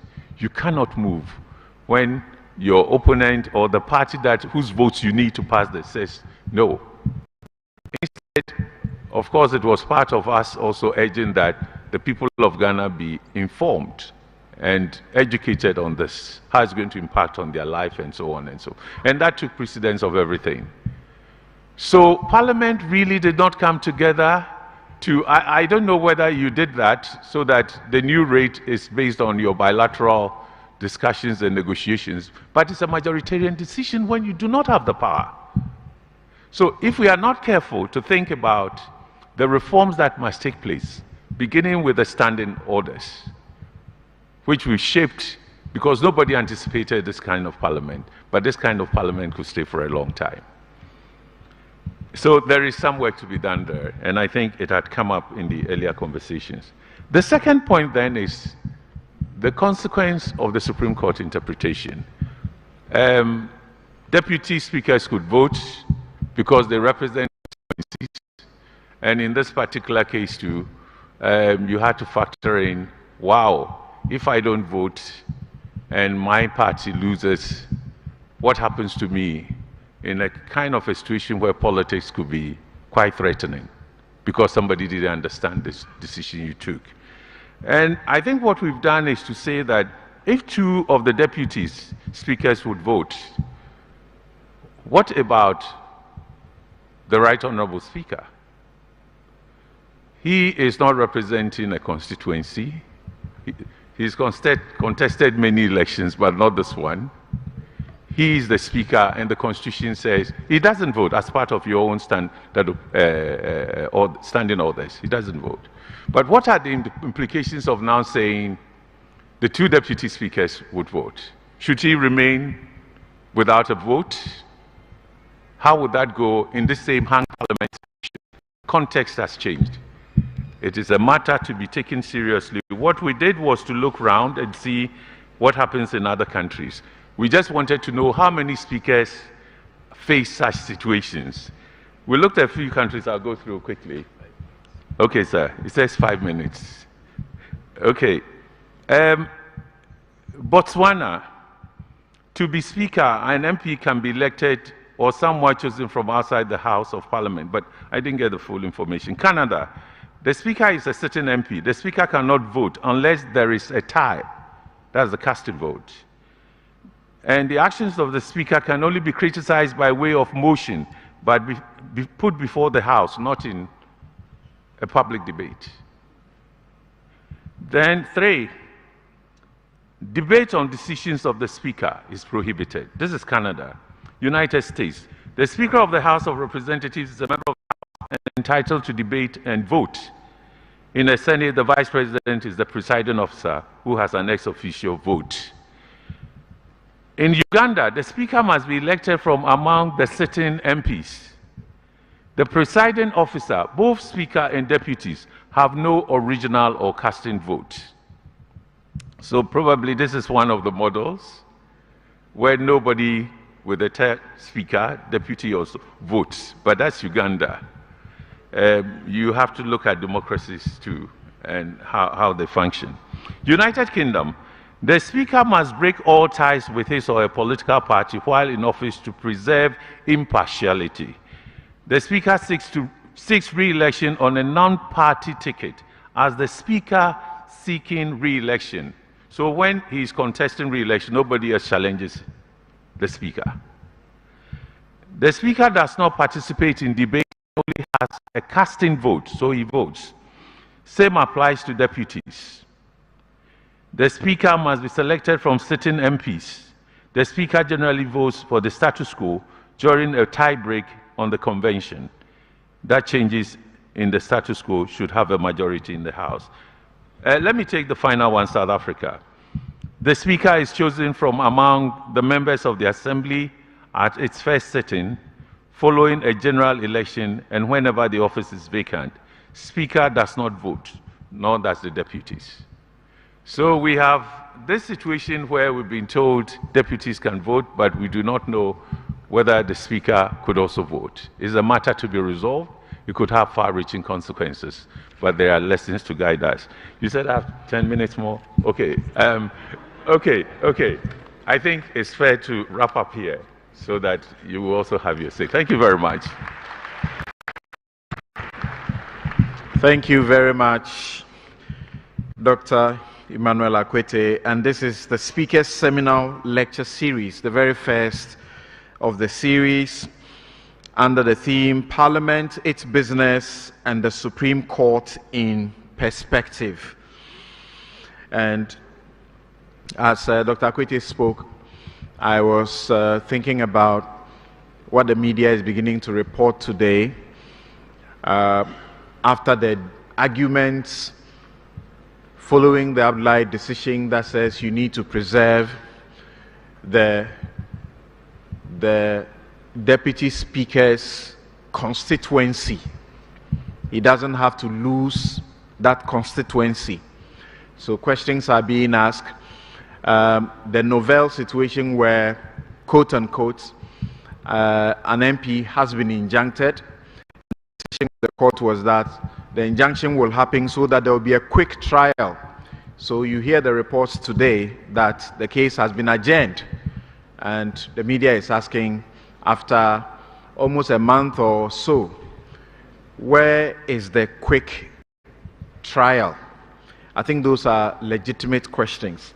Dr. Akwete's organization was involved in the design of the Chief Justice's Forum, and I was very privileged to be the consultant in one of them for the 2015. And I took a look at the Kenyan Constitution 2010, Article 140 or so, which provided that if there is an election petition, it must be filed within 7 days after the election, and the petition must be heard within 14 days. So they had an election petition heard within 14 days. But my assessment was that the process was rushed. And so I did propose that we should do 80 days for some very good reasons, so that we depart from the 2012 situation where we're almost heading to a whole 1 year. We just made proposals. The proposals were looked at, and then eventually we discovered that the court felt he could do it within 40 days. And we did the 40 days in the recent petition, and issues have come up. So if the court is interested in speed, the question now is, where is the speed and why not? Ladies and gentlemen, your contributions are welcome, and thanks very much for your patience. We are taking 4 questions or contributions. Our guest speaker and discussants are here. They will answer your questions. So 4 first, and then we'll do a next round of 4. Interesting. Okay, I was going to ask that the notable people should, as it were, allow the ordinary bench. So let's begin with the General Secretary of the NDC, and then the man in yellow. Right. So we can take the 2 first, and the next 2. Discretion, Speaker. You see, the Speaker doesn't see so many people sometimes. Yes. Thank you very much. I have 1 contribution and 1 question.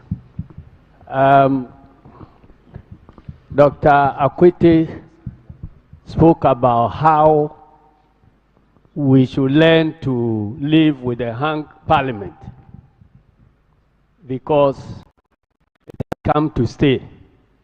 I think that I didn't conclude the statement, because in a situation where you have presidential elections separate from parliamentary elections, there may be 3 scenarios in parliament. He just spoke about only 2, majoritarian and hung. But there is another possibility where you have parliament being controlled absolutely by the party that is not in charge of the executive. So as we learn how to live with hung parliament, we must anticipate that scenario too, so that when we're crafting the new standing orders, we take this into account. Now, my question. We spoke about a hung parliament, and yet, for some reason, we are talking about majority and minority in a hung parliament. How did it happen? It happened because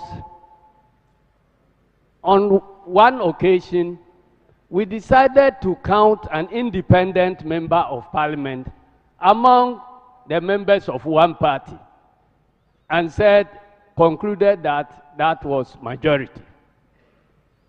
The same constitution says that the 2 deputy speakers should not come from the same party.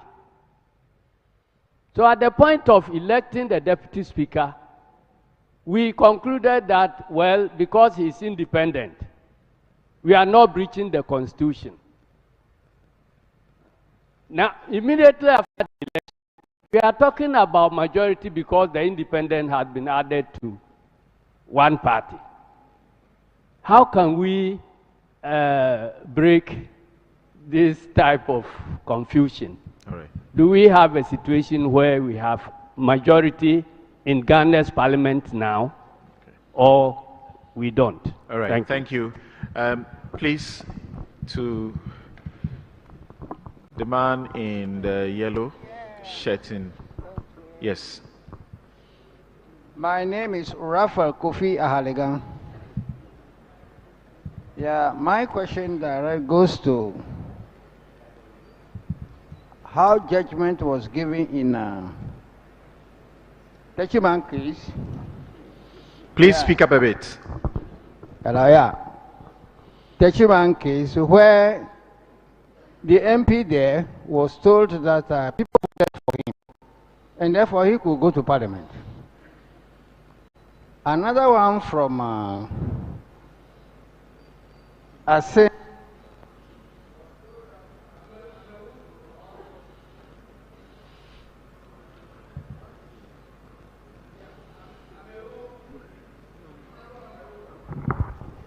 You people voted for you, so you can also go to parliament.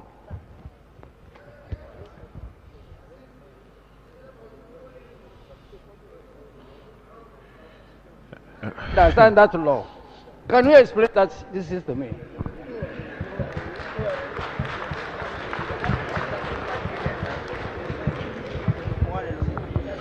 All right. At the back, I'm looking for a lady. Okay. Well, please, those who are up, which lady's hand is up? Okay, please. So let her. Yes. Third question or contribution. Thank you so much for the opportunity. Please, I'm Honorable Lydia Lamisia Kamvarwa from Timpano constituency. During the presentation, Professor Abochi made a statement. He said that the case of Abdullah was properly decided. I want to know, looking at J.H. Mensah and Attorney General, Tufo and Attorney General, I want to find out, do you want to say that it was decided on the issue of a political question, or it was correctly decided because it is said that the Deputy Speaker can vote because he represents a constituency? Thank you so much. Let me see, right? Yes. Seeking clarity. We'll take our final question or contribution. This hand has been up for a very long time. Thank you very much. My name is Dominic Akuriting Ayine, MP for Bolga East constituency. Just to say a very big thank you to Professor Abochi for a very erudite lecture and to the discussants. My very good friend Teddy Osori diplomatically ended his presentation, falling short of saying that Abdullah is bad law. That is, Abdullah and Attorney General is bad law. Now, I have had occasion publicly to say that that decision was a solution looking for a problem to solve. And actually, I think Lydia has asked my first question, which is, in light of Abdullah, is Tufo and Attorney General still good law? So that is to the lawyers on the platform. My second question is it constitutionally prudent for the Supreme Court to pry into Parliament to the extent of overruling the rulings of Mr. Speaker? Okay. Those are my two questions. All right. Thank you. Thank you very much. Let's take the last question first, which is a legal question directly to Dr. Professor Abochi from Dominic Ayine. Dr. Dominic Ayine. Oh, the last question. Yes, the very last question from him. Okay. And it sort of dovetails into the question by Zilamisi, how is Abdullah correct in terms of the political question doctrine? Okay. So, thank you, Honorable Dominic Ayine. and thank you all for the question. I think the correctness or otherwise of Abdullahi should be limited to the context of this lecture. It is not a discussion in the abstract, so I am not going to contest your special reservations on Abdullahi, but my position on the correctness of Abdullahi lies with it upholding the decision in 2-4. So here's how Abdullahi reconciles it to 2-4. In 2-4, the court said that Parliament is a master of its business. In Abdullahi, the judgment of the court said an objection on grounds of the political questions doctrine will first have to be decided by the court. I mentioned earlier the decision in Kwachi and Attorney General, in which the court indicated in a similar objection by stating that any such objection will have to provide a factual scenario and the court, or a factual basis, and the court has to determine the factual basis. So it appears that Abdullahi actually repeated or combined 2-4 and Kwachi, 2-4 saying that we will not interfere in Parliament except it's something affecting the Constitution. Kwachi saying that if you make an objection, you have to provide a factual basis, and the court still has to decide that. And then in Abdullahi, the court said, if you make an objection, we'll first have to decide whether indeed you have a basis for your objection. So I am limiting the correctness of Abdullahi to the extent that it did not blanketly say, as far as my reading goes, that the political doctrine question is just simply inapplicable. My understanding of the case is that the court actually said, we first have to assess whether or not the basis of your objection is sustainable. And so it's on that basis that I think that Abdullahi really has not overruled decisions. My only concern, and I indicated in the conclusion of my lecture, that I still would prefer the court giving us a basis for its determination, assuming that it's going to uphold an objection or refuse it. It doesn't seem the court went that further step to tell us that. And so things pretty much still lie in the remit of the court. And the question from Raphael, I think we can have Tadeo Sori respond to that. He's asking, he wants to understand, as many people have questioned, why injunct one MP whilst restraining from injuncting other MPs who also have matters pending before the court? Well, thank you for the question, but the answer, so far as I'm concerned, is a little straightforward. If you may please speak up a bit for us. The answer to this is straightforward but a little complicated. The reason is because the facts in each are different. If you go to the Volta region and the one in Techiman, they are different. They will also be 4 different courts altogether. The one in the Supreme Court raised issues that the court thought was constitutional, and that there was even a preliminary finding by the High Court that the parliamentarian was illegally occupying office. Those were the findings. I'm not saying whether they were correct or wrong. But the truth of the matter is that because they presented different scenarios, you can't expect the same conclusion. The factual issues there and then the legal issues there are different in each of the scenarios, so you don't expect the same answer to the question as to whether or not an injunction would be issued rightly or wrongly in every situation. People are looking for a certain standard, and they expect the standard to be the same. Is that applicable in law? When I got here, yes, somebody approached me and said that he said me say before that before the 2016 election, there was a situation, and I represented somebody. We did the case, a parliamentary election matter. We did the case within 2 weeks, less than 2 weeks. A judge decided that the case must finish quick so that the person doesn't miss the nomination of the EC, filing and contesting the elections. And it was done within 2 weeks. The person was asking, how come even at the Supreme Court, they said we are injuncting this man so that we will hear expeditiously, and we are getting into a month, and how many adjournments so far? But Samson, we are dealing with the Supreme Court and we are dealing with the High Court. The Supreme Court is not bound by the standards set by the High Court. And so, and you'd also bear with me that in the Supreme Court, the matter has raised different questions. The question as to even whether the Supreme Court has jurisdiction or not, still before the court for determination. So the factual situations are a little different. The High Court has emphatically pronounced on the fate of the man in the High Court. The Supreme Court says we are literally continuing what the High Court is doing. But in your case, you are still before the High Court. Maybe if yours too had gone to the Supreme Court, you would have gotten the same result. We don't know. All right. Maybe Clara may want to speak to that question too as well. There's one question from General Esiedun Ketia. He says majority and minority in an equally split parliament. That goes to Dr. Akwete. But Clara, what would you say about Raphael's question? They are expecting same standards. With respect to the expectation of same standard, it's a legitimate expectation. The reason is that although by our law, the Supreme Court is not bound by decisions, but the Supreme Court has a responsibility to maintain a certain standard in the eyes of the people. And then any time that the Supreme Court is going out of that standard, it explains why. So although the Constitution gives the Supreme Court certain powers, there is also what Professor Bochi referred to earlier on as the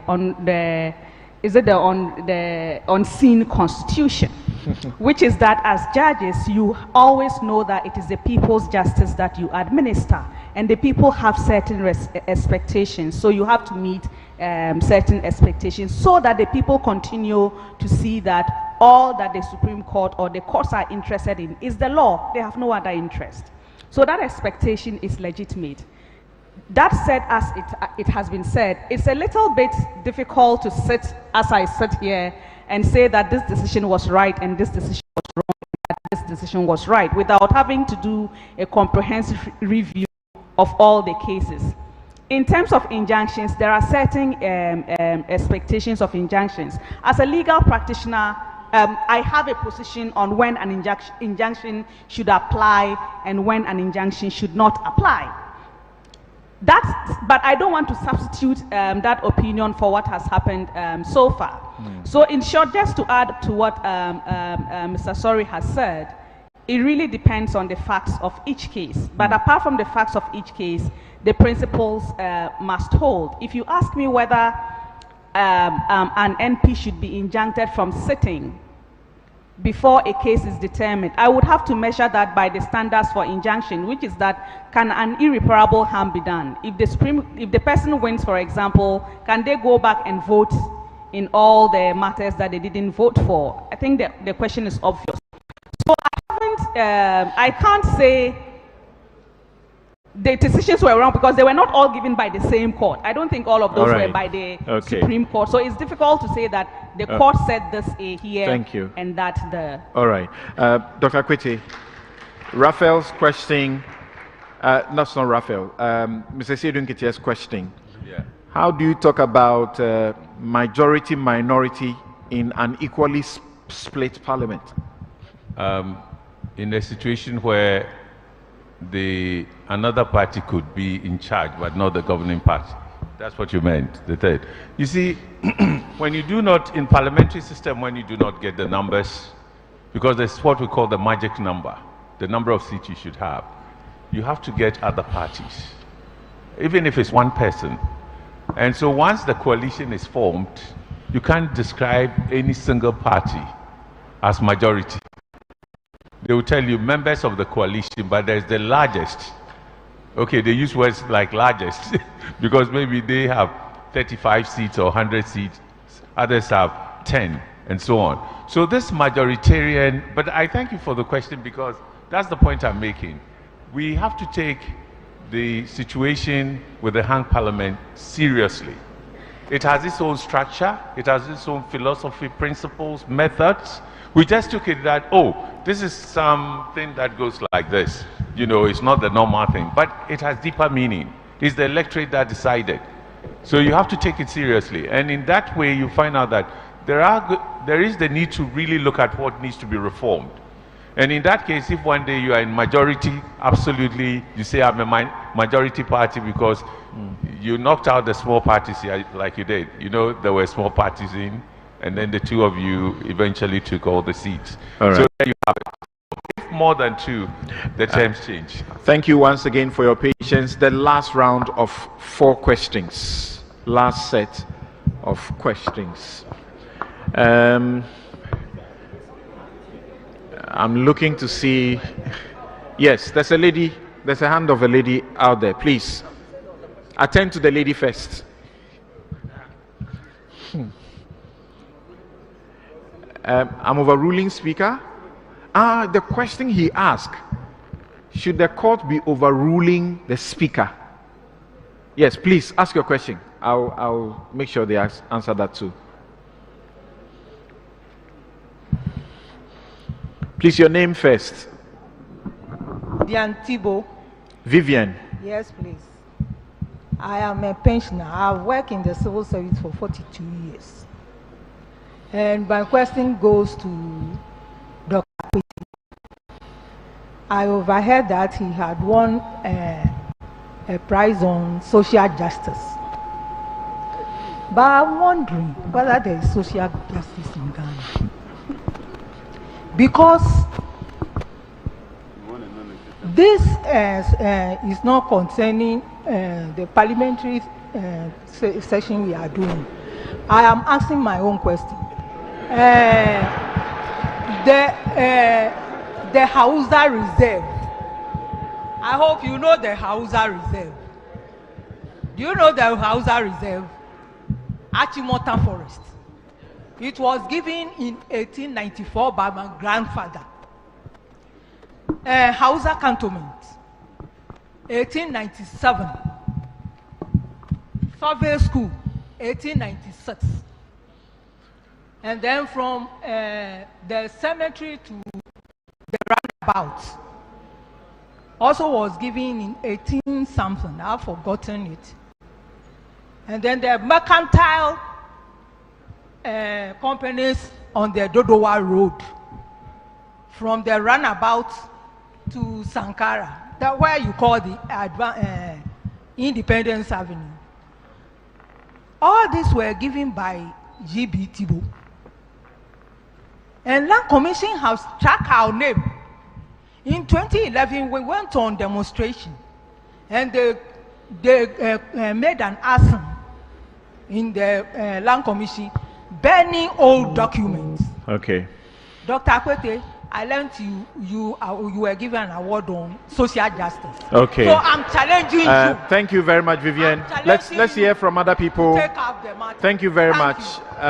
So Vivian is simply asking, is there social justice related to Achimota Forest Reserve lands? Please, over there. Please keep your hand up so that he brings the microphone to you. Then there will be 2 more.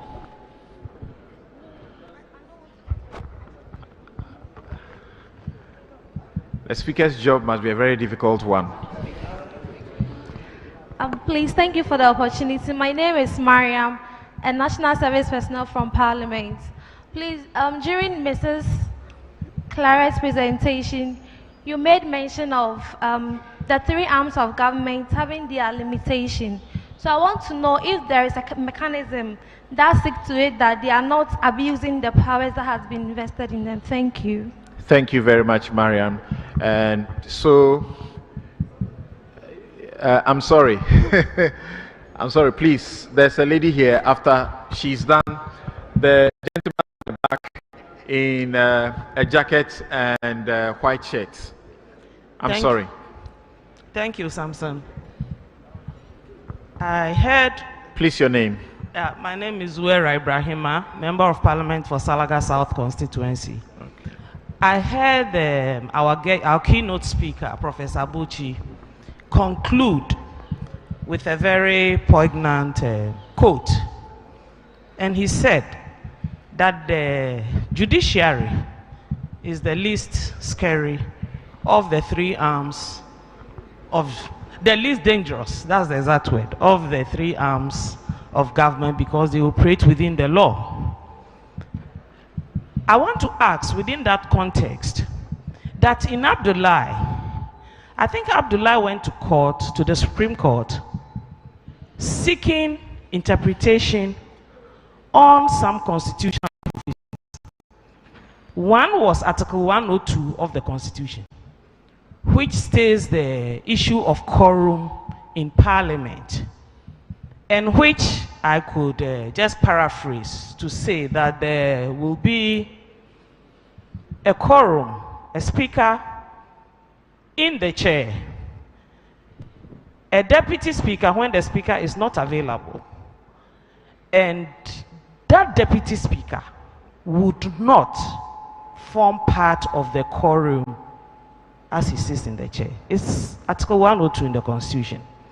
Article 104 talked about decision making in Parliament and where there should be at least half of Parliament. In our current situation where we have 275, half could be 137.5 or 138. If you look at the Abdullahi ruling, therefore, where the Supreme Court said that the speaker, the deputy speaker who sits in the chair, when the right honorable speaker is absent, is entitled to vote. If the deputy speaker doesn't form part of the quorum of Parliament, how does he vote? Okay. Did that ruling therefore go contrary to the letter and spirit of the Constitution? In which case, we have to begin to be more wary of the Supreme Court than the other arms of government. All right, thank you. Please, the last questioner is over there. The last questioner is over there.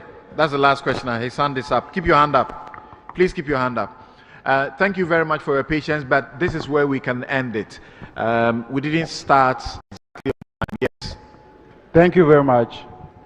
I am in the person of Salvius Benny. And then sorry, the name again? Salvius Benny. I want to know, hinging my question on the decision in Tufo and Attorney General, if Parliament is no longer a master of its own rules, because I understand per the submission by Professor Obochi that it is only when there are constitutional breaches that the Supreme Court comes in. And so where there are no constitutional breaches and then we still have the Supreme Court meddling in the affairs of Parliament, is Parliament therefore no longer a master of its own rules? I want to know. All right. Thank you. Thank you very much. Now, the first, Vivian was asking Dr. Kwete if there is social justice. If you can respond to that in a minute, we'll be glad about that. But before that, Dr. Dominic Ayene's question was outstanding. Should the court be overruling the speaker? That's the general question he asked to Professor Abochi. Okay. Professor Abochi, that question was to you. So let Professor Abochi, yes, clear up that. The truth of the matter is that in all matters involving politics, there's always heat, anger, and frustration. So trying to keep things on the principled path, just look at the principles. The principles are that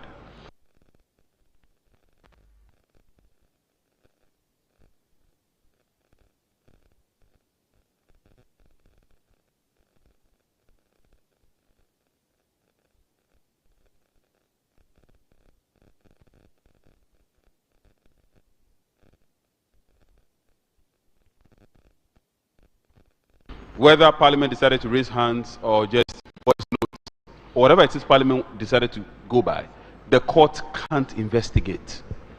But the court will investigate decisions, and so decisions are the concretization of the proceedings. So if we follow that principle, what it means is that proceedings in Parliament in terms of how the Speaker identifies who speaks, you are struggling with that, in terms of how the Speaker identifies who speaks, in terms of internal arrangements in Parliament, by the principle, the court has no business in that area. But by that principle, when all that together concretizes into a decision, the reason by the decisions the court has jurisdiction over these is that they will be benchmarked against the Constitution. All right. So that once it is ascertained that those decisions have constitutional infractions, then the court can come in. So to the answer, the court cannot interfere in proceedings within Parliament. The court can question the ultimate decision. All right, thank you. Dr. Kwete, is there social justice? You know, I'm sitting with lawyers, so I thought... no, you are the recipient of the Social Justice Award. She was clear about that. I think the land issues also have not only social justice component. If you've lost your land and you don't have a place to stay, or your family has been, it's a matter that you know, advocacy could go on to that, give it the highlight it needs, so that people would speak about it and get justice. But in this matter, you didn't conclude. You see, you are forcing me to be a lawyer. You didn't conclude whether your land has been taken away from you. You mentioned lands commission, but that was all. So maybe, I thought the lawyers, you know, they're always dealing with land cases. And you have formidable lawyers here, including, you know, Dr. Yini is here. You know, I would point you to them. If you come and see me, I'll take you to Dr. Yini. All right. He's very kind. The question to Clara from Mariam is direct. In respect of the three arms of government and their functions, are there effective checks to avoid abuse? To a large extent, yes, but there are always gray areas. Why do I say to a large extent, yes? Because if you look at the design of democracy, we give to the executive power, we give to the legislature power, then we have the judiciary that is there, so that any time that this power is used out of bounds, a citizen has the right to go to the court for a declaration to that effect. And once it happens, the person must comply, whether it's the executive arm of government or it is the judicial arm of government. So that is an effective check. The human rights jurisdiction of the court, and the fact that we have a written constitution where every act, whether by executive or legislature, can be measured against a certain benchmark. To that extent, there is effective limitation of powers. Where there is not that much usual is the question that comes and the discussion around the tyranny of the judiciary. Because we do have the judiciary that is here that can check on the other branches to find out whether they are exercising their powers within the bounds given them or not. The question always comes back, when it is the judiciary that has exceeded its powers, who calls the judiciary into question? So that debate is still there. So yes, we haven't figured out a way. The best way in the democracy usually is for the people to now at least hold that branch accountable. So we do have effective limitations, but a lot more in terms of jurisdiction and practice and culture to make it a totality. All right. Madam, the MP's question is also directed at Ms. Sabuchi, Prof. Sabuchi, but I don't know if Thaddeus heard Benin's question, the very last questioner. Benin, I was taking notes of her question, so I don't even remember yours. Can you ask it again? Yes. Do you remember his question? Yes. Ask it again, quick.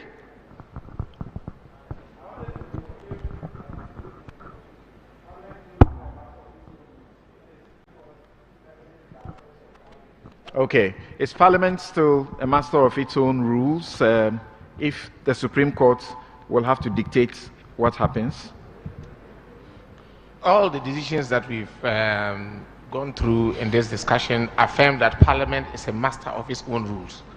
Justice Abdullahi affirmed it several times before it became that the political question doctrine doesn't apply, and that was one of the points that I took against that decision. What Justice Abdullahi did was that he said it was invited into the dispute because different positions were taken between the Speaker and the Deputy Speaker on a particular position. And to the extent that there is that difference, it must then resolve it by determining the legal question on which they differed. That was what Justice Abdullahi said. But it reaffirmed that position that was taken in Tufo and even J.H. Mensah. Okay. And in all of them, they determined the preliminary question whether it was appropriate to get into the matter or not. All right, thank you. Professor Bochi, you take the last one. On the basis of your presentation and which is the most dangerous or not, she comes to the conclusion on the basis of the interpretation that they have given in this matter, whether or not we should be wary Supreme Court? I don't think we've gotten to that point where we should be worried yet. I don't think we should be worried. Now, the reason I say this is this. The Alexander Bickel's statement on the least dangerous branch is premised on the fact that the executive has political incentives to misbehave. The legislature has political incentives to misbehave. Throughout history, the judiciary, on the other hand, have been comprised over the years by professionals, and that's why they are there from government to government, and they are supposed to administer the law, and therefore, on the basis of legal principle, the judiciary are not supposed to have political incentive to misbehave. So remember, now, ideally, now it's important, please, it's important for us to remember that if you look at the expression, he didn't say the judiciary is not dangerous. The expression says it is the least dangerous. What it means is that if you order the organs of government, legislatures and executives are more dangerous, and judiciaries are lesser dangerous, in that order. That's what it means. But it's a constitutional principle to simply tell us this, that judiciaries by nature are defenders of the law. And because they are defenders of the law, in the scheme of the rule of law, they are the least dangerous. Thank you. Please, shall we give a round of applause to ourselves? Can we get the microphone to Nana Chairman so that he will give his closing remarks, I suppose, from where he is. He doesn't have to move up and down. Thank you all very much. Nana Chairman, shall we have your closing remarks? Okay. We'll hear from our host briefly before Nana Chairman. Thank you so much. I must say that even though it's not for me to give the vote of the thanks, I think I'm very grateful for what has transpired so far. The speakers have done a good job, and really the participants have even done a better job. And so I want you to applaud your efforts. But we are on the path to rectifying the wrongs of the past. And that is why we're trying to create this platform for us to share ideas. The courts are established to dispense justice, not just to settle disputes. Those justice must be based on evidence. I didn't hear any of you consider the issue, how come Parliament was not involved in the search for evidence to arrive at those decisions that the court took. Parliament was not aware of Justice Abdullahi versus Attorney General at all. We had no knowledge of it. And so even in the judgment, the judge, the lead judge, Justice Kulendi, said things that were not true of what happened in Parliament. The statement that the Speaker did not handle the Minister of Finance was that which occasioned the majority to walk out. It's not borne by facts or evidence. There's nothing like that. The Speaker simply said non-MP ministers should lead the chamber. Was the question I'm going to put again will be a voice vote, and non-MP ministers by law are not to participate in the decision taking of the House. I never talked about Minister of Finance, but in the judgment it found expression there. Again, there was an imputation about bias of a speaker in the judgment. If Parliament had been given the opportunity to be heard, they would not have been misled in some of these things. That is one. There were 3 cases before the Supreme Court on the same matter. One was by Richie Sky, and one was by another gentleman by name Suleiman Adamu Sanido versus the Attorney General and the Clerk of Parliament. That was the only one we're aware of. Suleiman Adamu Sanido versus the Attorney General and the Clerk of Parliament. Because the Clerk of Parliament was served. And so the Attorney General in this matter was considered as our counsel. And we gave instructions to the Attorney General on that particular case, which was not heard at all. And it did not find expression in the Supreme Court. Richard Sky case, you know what happened, they said it was moot because of Abdullahi versus the Attorney General, which the Parliament had no knowledge about. Abdullahi is not a member of Parliament. He's not worked in Parliament before. And so it is not Parliament that took the case to the Supreme Court. It was not a dispute between me and my deputy that took the case to the Supreme Court, which is being settled by the Supreme Court. And so that is, according to my good friend, Professor Kwesi Asare, aka Azan. He says that Sal is the cardinal sin of the 8th Parliament. But this Justice Abdullah versus Attorney General is the cardinal sin of the judiciary. I hold strong view on that. I read the whole thing, very simple, clear language was used by Justice Kulendi. And so very easy to understand. That I thought as a court that is meant to dispense justice, they should have at least invited Parliament to hear our side of the story. It did not happen. The US, they use the political question doctrine because their jurisprudence is based on the statement that the law is in the bosom of the judge. And because the judge were trying to use that tyrannically, they had to find ways and means out. That is not the case in the UK jurisprudence. In the UK jurisprudence, the law is the law is the law. Okay. And so you have these things that are, and then we have to look at it together. Because what we now have to do, as I stated, is a judgment of the Supreme Court. We've been directed to go and look at our standing orders. We are looking at the standing orders. What is the way forward for us? How do we resolve this? But this Parliament is very, very different from the other Parliament. We must stress that for Ghanaians to understand. Okay. And because we are still using the old rules and the old culture, majoritarianism, we'll definitely be having these challenges until we are able to change the rules and also our own culture of governance. All right. So we'll be having these challenges. And so I want to plead with Ghanaians to at least have some more time to allow us to go through this process.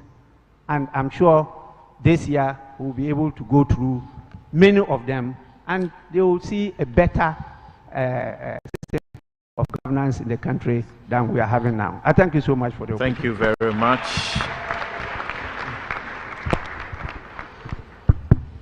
Standing on all the protocols that, that have been made, it's been quite, I wouldn't say rewarding sitting here, but I got more confused, more worried, and the task ahead is not easy. There's a whole lot of elitism that was shown, and I was just wondering, these discussions, how does the average man or woman in the street understand it? When the speaker himself opened the whole thing, I was just, and listening to this, all the speakers, we have a problem in Africa, and that's the problem of conceptual incarceration. What have I got to do with the imagination of Locke and Rousseau and the state of nature theorists? My people never lived in the state of nature. So why should I go and take my law from those roots? And my 3 arms of government from those roots? Why should I go and imitate? As one of my friends told me, you keep on imitating. The monkey kept on imitating, and then one day he put a knife to his throat. Are we going that way? So this and chasing around the world, that this one said this, what do we have here? There is Oromo democracy, which is now being written. Go and read it. There's native colonialism, written by Ethiopians. Go into Rattray and then see how he describes democracy in Asante. Have we defined democracy? Or are we still going on with this blah, blah, blah, oh, there's a terror. So we need to look at our electoral systems now, and the violence and the money given and so on and so forth. We need to get to the real of what we are and go within and bring out the genius. If we don't do that, believe you me, we'll keep on imitating. Let me end with just one story from East Africa about the law. There was a man called Wayaki Wahenga. I'm sure some of you have heard of him. Wayaki gave Lugard, when he was a captain, a piece of land because he requested, and said, stay here, and would then trade and so on. So Lugard stayed there, not that he just stayed there. In order for them to keep the rules, the regulations, they drank the blood oath. To an African, that is the highest of all oaths. They stayed there for a while, then they started breaking the rules. The British started breaking the rules. So Lugard, he complained, a Kikuyu chief. After complaints, it led to a fight. They had the arms, the rule of law. They caught Aki by the Presbyterian chair because he was bleeding, and in the morning they took him to a court of competent jurisdiction. In the British court, they sentenced Aki to death. What has he done? Now, in order to kill him, they dug a hole in the ground. The Kikuyu believe that Ngai, God, lives on Mount Kenya. So when you die, like Wayaki, you stand in the hole and face God. The wise British dug a hole, all right, turned Wayaki upside down and turned his face away from Mount Kenya. That is the rule of law that you copy. Would you pick up that law and inflict it on your people? Let's be clear. Let us go within. There is the Talansi people. Go and learn their democracy. Go to Asante, learn their democracy. Come to Hunter, learn our democracy.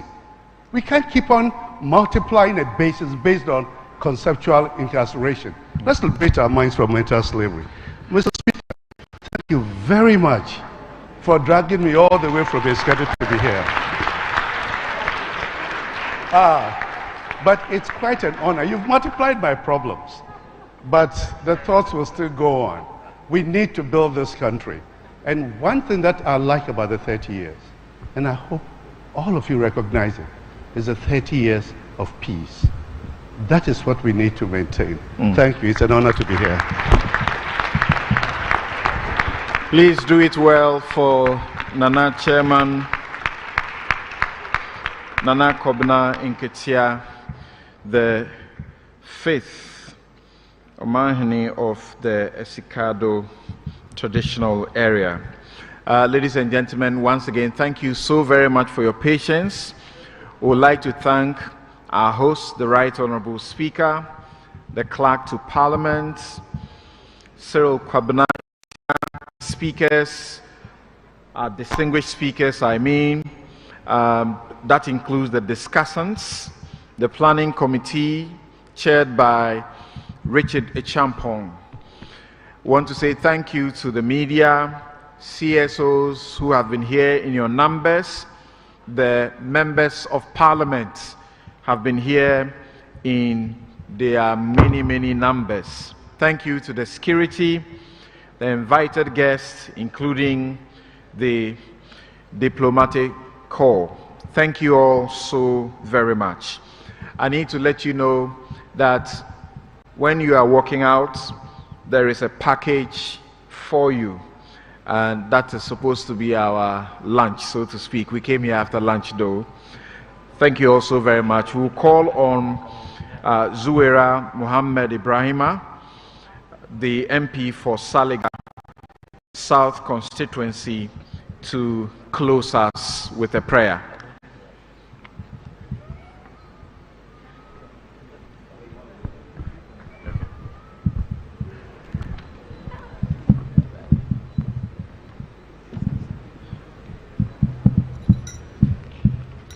Thank you very much, Samson. First of all, we want to thank Almighty Allah for His protection before, during, and after this seminar. I will recite a verse in the Holy Quran, and this verse is the verse that offers protection. It is called Ayatul Kursi. When you recite Ayatul Kursi in the morning, it offers you protection till night. When you recite it at night, it offers you protection till morning. I'm hoping that this Quranic protection verse will offer all of us protection as we head back home to our families. For those of my colleagues and other people here who are Muslims, you can join me in reciting Ayatul Kursi. Allahu la ilaha illahu wa hayyul qayyum la ta'uzuhu sinatu wa la nawmin lahu ma fi samawati wa ma fil ard man zan lazi yashfahu indahu illa bi iznihi ya'lamu ma bayna aydihim wa ma alfahum wa la ya'utuna bi shay'in min ilmihi illa bima sha'a wasi'a kursiyyu samawati wal ard wa la ya'uzuhu hifzuhuma wa huwa aliyyul azim. Amen. Thank you very much. Thank you very much. Please, shall we observe protocol? Shall we be upstanding as the Right Honorable Speaker and his guests file out? Please, let's there not be movement.